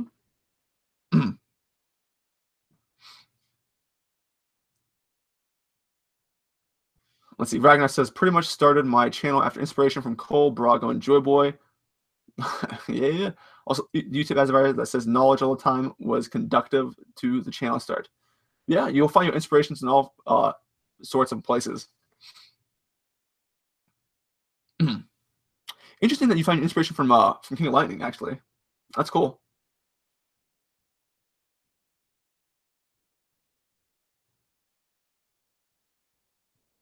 Do I like Kingdom or the Vinland Saga? Won't you find it funny to watch people literally theorize what happened years ago? I have never read either. So, for instance, like like people tell me, and Joy Boy tells me all the time, like you gotta read Kingdom, you should get on it. I'm just like, I'll get on it when I feel like it, you know. Just lazy all the time. No, don't worry about money, dudes. Like, you don't have to donate for anything. I'm just here to chill.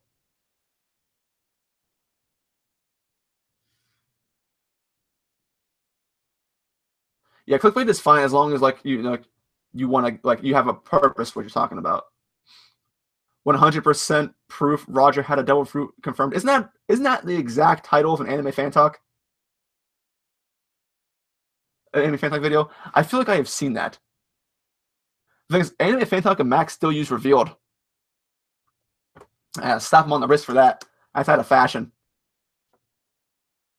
That's why you'll also never see me use explained in any of my my videos either. I'm kind of like an asshole when it comes to like I don't want to hipster. I don't want to use explained. Everyone else uses explained. I'll use this stupid ass word. How many clickbaiters deliver? A majority of the community, you will find. Like I haven't checked or analyzed Roger's like discussions or whatever, but Roger probably delivers. Joy Boy delivers. One More will deliver for the most part. And like this kind of like you kind of go from like the big name people and then like it drops off significantly because you have like you have like Roger, Joy Boy, and like all these crazy sub channels, and then like it drops down to like Marco's, Pandas, like in my channels where it's like moderately known or like to like no known.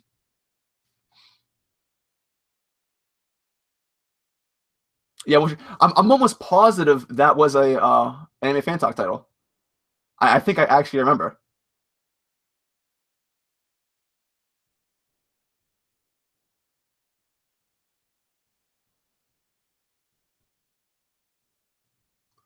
Just the procrastinator, except when it comes to porn hentai. Yeah. No, I'm lazy. I am lazy as shit.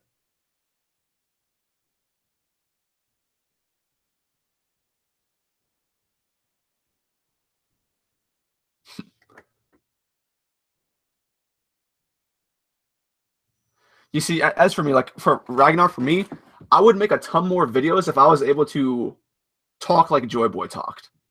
And I can't do it. I've tried multiple times. And like that's something like Joy Boy doesn't understand. Like I'll talk to him and he'll be like, well, you just gotta practice. And for me, it's really rough. Like I have a hard time putting out a really good video without making a script. And making a script is cancer, boys. I showed people before, but I'll show you guys like one of the scripts I made in the past. Boop. Opening shit. Let me see here. No, that's not it.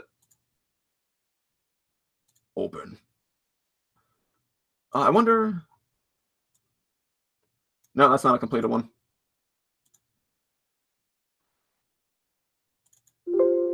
Oh. Please, computer, stop. What? I have a yo what Word doc title in a folder called "Fuck Me." Not sure if that's good or not. Okay, yeah.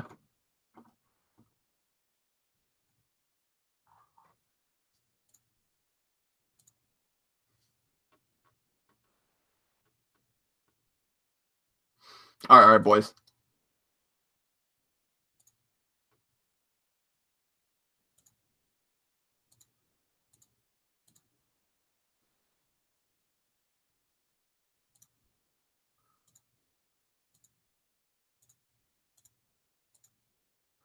So this was just one script I made. Or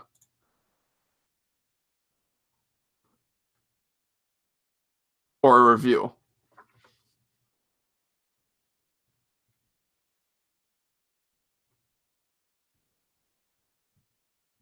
As you can see, this is 4,000 words. That's a lot of words. It took me a long, because like I remade this 3 times, at the least. I'll turn off the camera again real quick just so it's not lagging. Boom.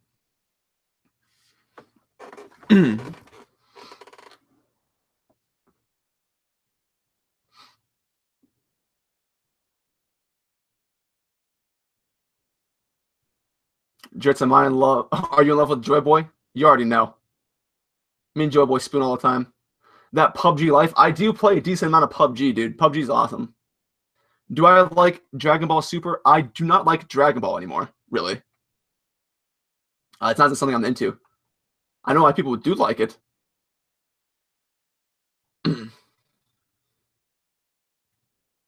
I have a folder that says Joy Boy Theories. Yeah, that literally just has Joy Boy's video like icon.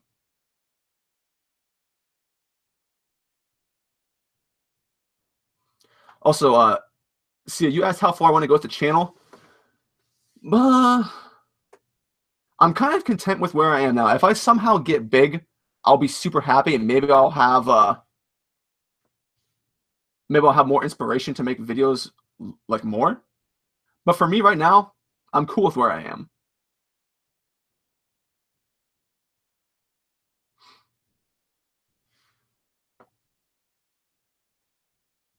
Maybe you just want to use bullet points. Maybe that'll spark your interest. Yeah, I've tried that, and like it doesn't. It's not like it doesn't work, but there's obviously a drop in quality. Yeah, the group stream was fun.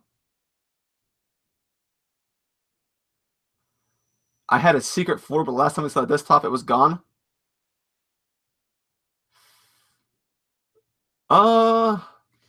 Let's see. I don't think I've erased many of the folders.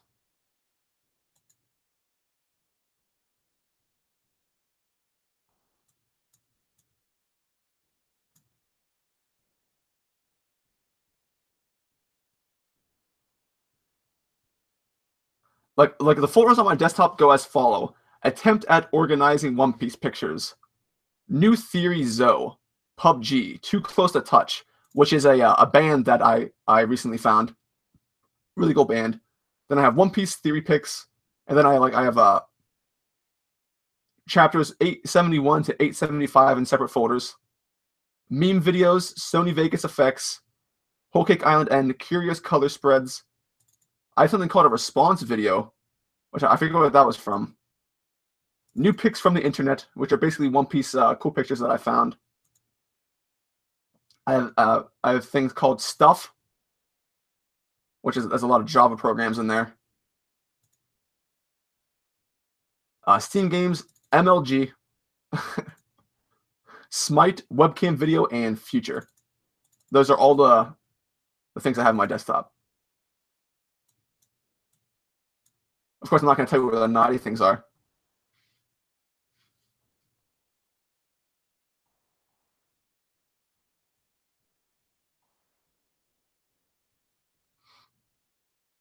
If I have more streams, my streams are going to be hectic. Well, it depends on how many. If I like somehow like had Joy Boy subs, then yeah, the streams would be hectic.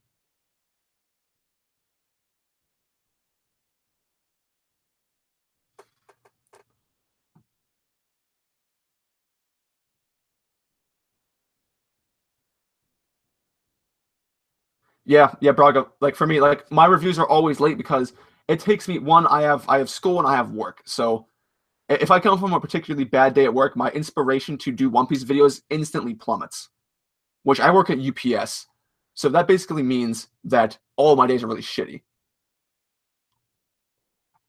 Uh, so writing scripts are tough, dude. It really is tough.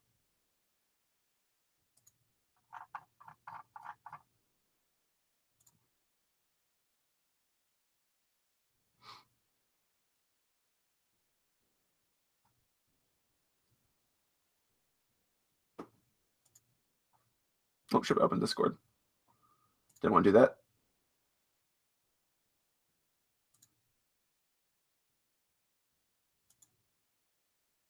Get out of Discord. No.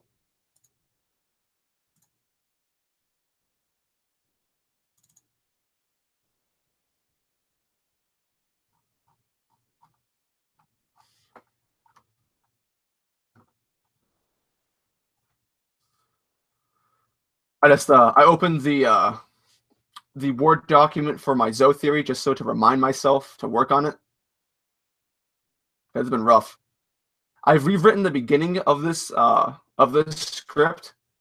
No lie, I've rewritten it about 8 to 12 times so far.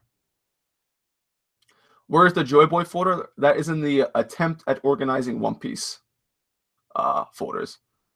I could probably show you guys. It wouldn't even matter. Attempt at organizing One Piece folders. All right, yeah, I'll just show you guys. Boop doop. Screen share. Do I have any naughty things open? Okay, no. So yeah. So this is my attempt at organizing One Piece pictures, right? So you'll see a lot of stupid stuff here. Boom, boom, boom. Japanese box, Joy Boy theories, right here. Boop. And there's Joy Boy. And I have like other stuff, like, you know, obviously pictures of Ace and stuff. Just like things that I reuse in videos, simple stuff. GIFs. Roger, blah, blah, blah. Stuff like, where's Luffy? Luffy, like Luffy has big folders. He's the main character.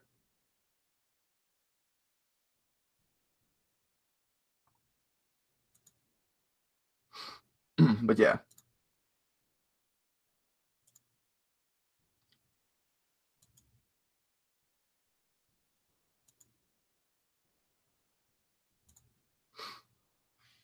And to be clear, so I have about I'm going to say 300 pictures that I have not taken the time to go through yet, and like put them back in. I haven't redone it in probably about 2-3 months, so I have a lot to catch up on. Images, audio, music.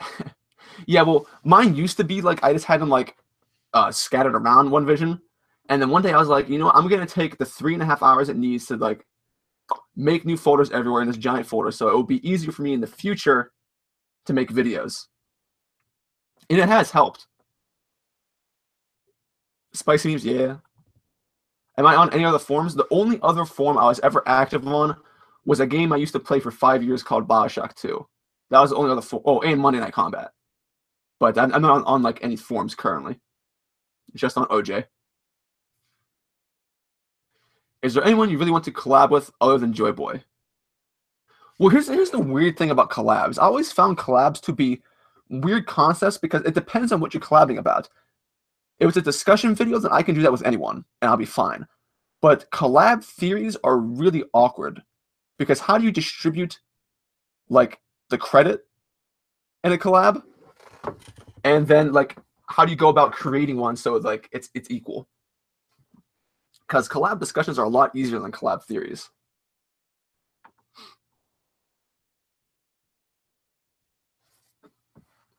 Oh yeah, you guys don't even know. I have the naughty things hidden. If I were to ever do a live stream, like if I ever got good internet that wasn't shit, and like I was like searching stuff in my browsing history, you already know I would have deleted everything in my browsing history, cleared my cookies and everything before I streamed.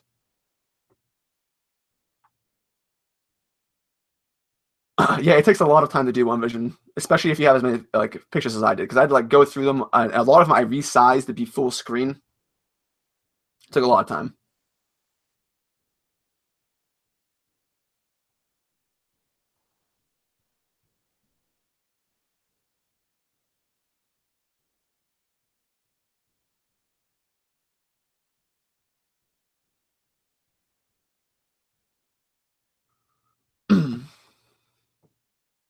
Let's see. Ragnar says, I feel like that kind of collab, each would share a draft of their ideas and narrative, audio recorded separately or live in conjunction. See, the way I always envisioned collab theories going is that someone would propose an idea. Like if I told Joy Boy, like, hey, here's my idea for like a theory, he would say, okay, well, let's work on it together to think about how this could be true.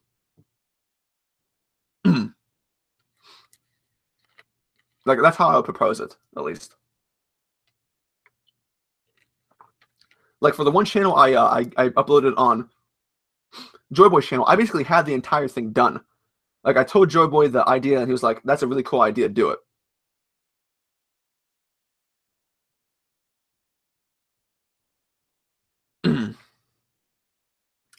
Why did I clear everything? Is there something we shouldn't know? You can trust me, Jits. I'm your best friend.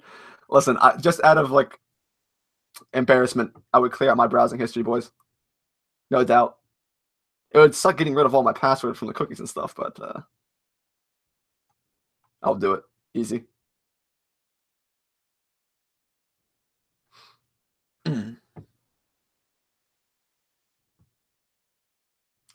What about the Nami stuff? I could probably show you guys the Nami folder, but there's one picture in the Nami folder where it's not like naked or anything, but like it's a really suggestive Twister game that I don't want to get in trouble with showing that on stream. I don't have any like I really actually don't really have any naughty pictures of Nami.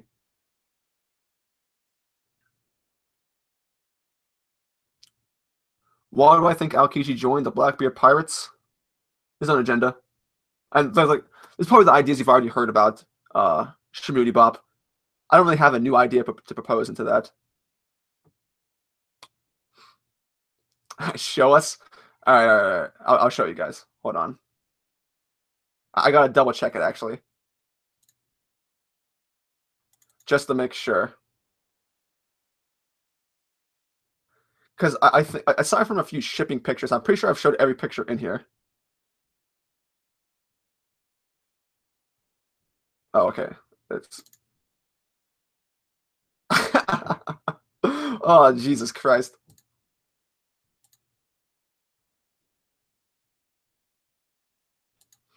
All right.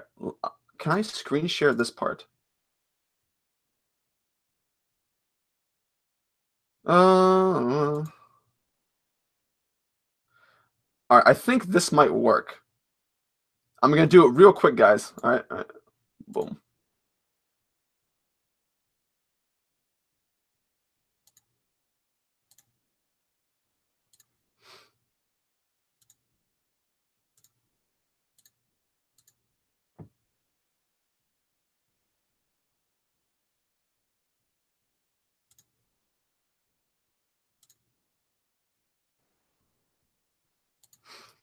Yo, Vision. See you, Vision. Where's Vision?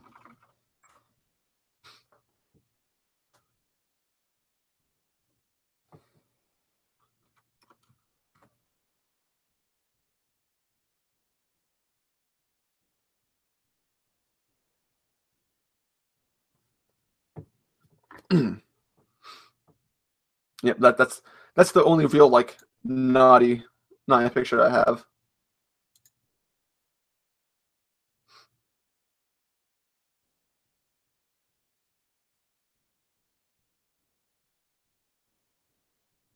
But as far as the stream goes, I think I'm going to end the stream here because, as always, I have the stream go on a lot more than intended.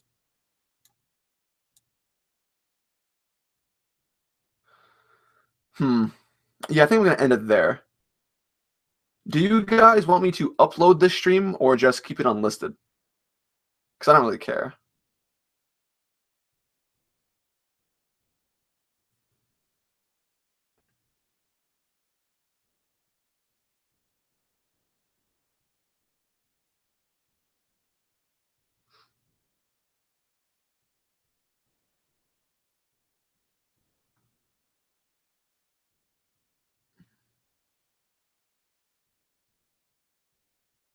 Unlisted?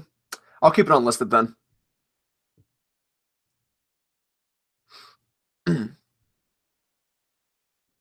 I feel like unlisted would be better because originally, as always, I intended this to be just the reading the comments. Maybe what I can do is I can download this stream. I can edit it just so that it's only talking about reading the predictions, and then I'd upload that. That might be better.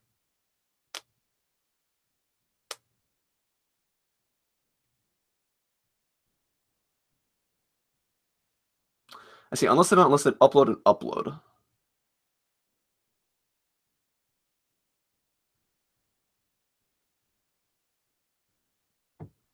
Get some tacos, dude. Look like you need one. It's 2 a.m. I don't have any tacos.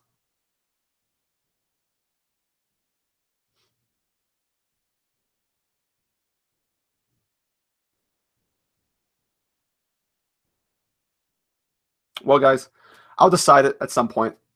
So I'll see you later.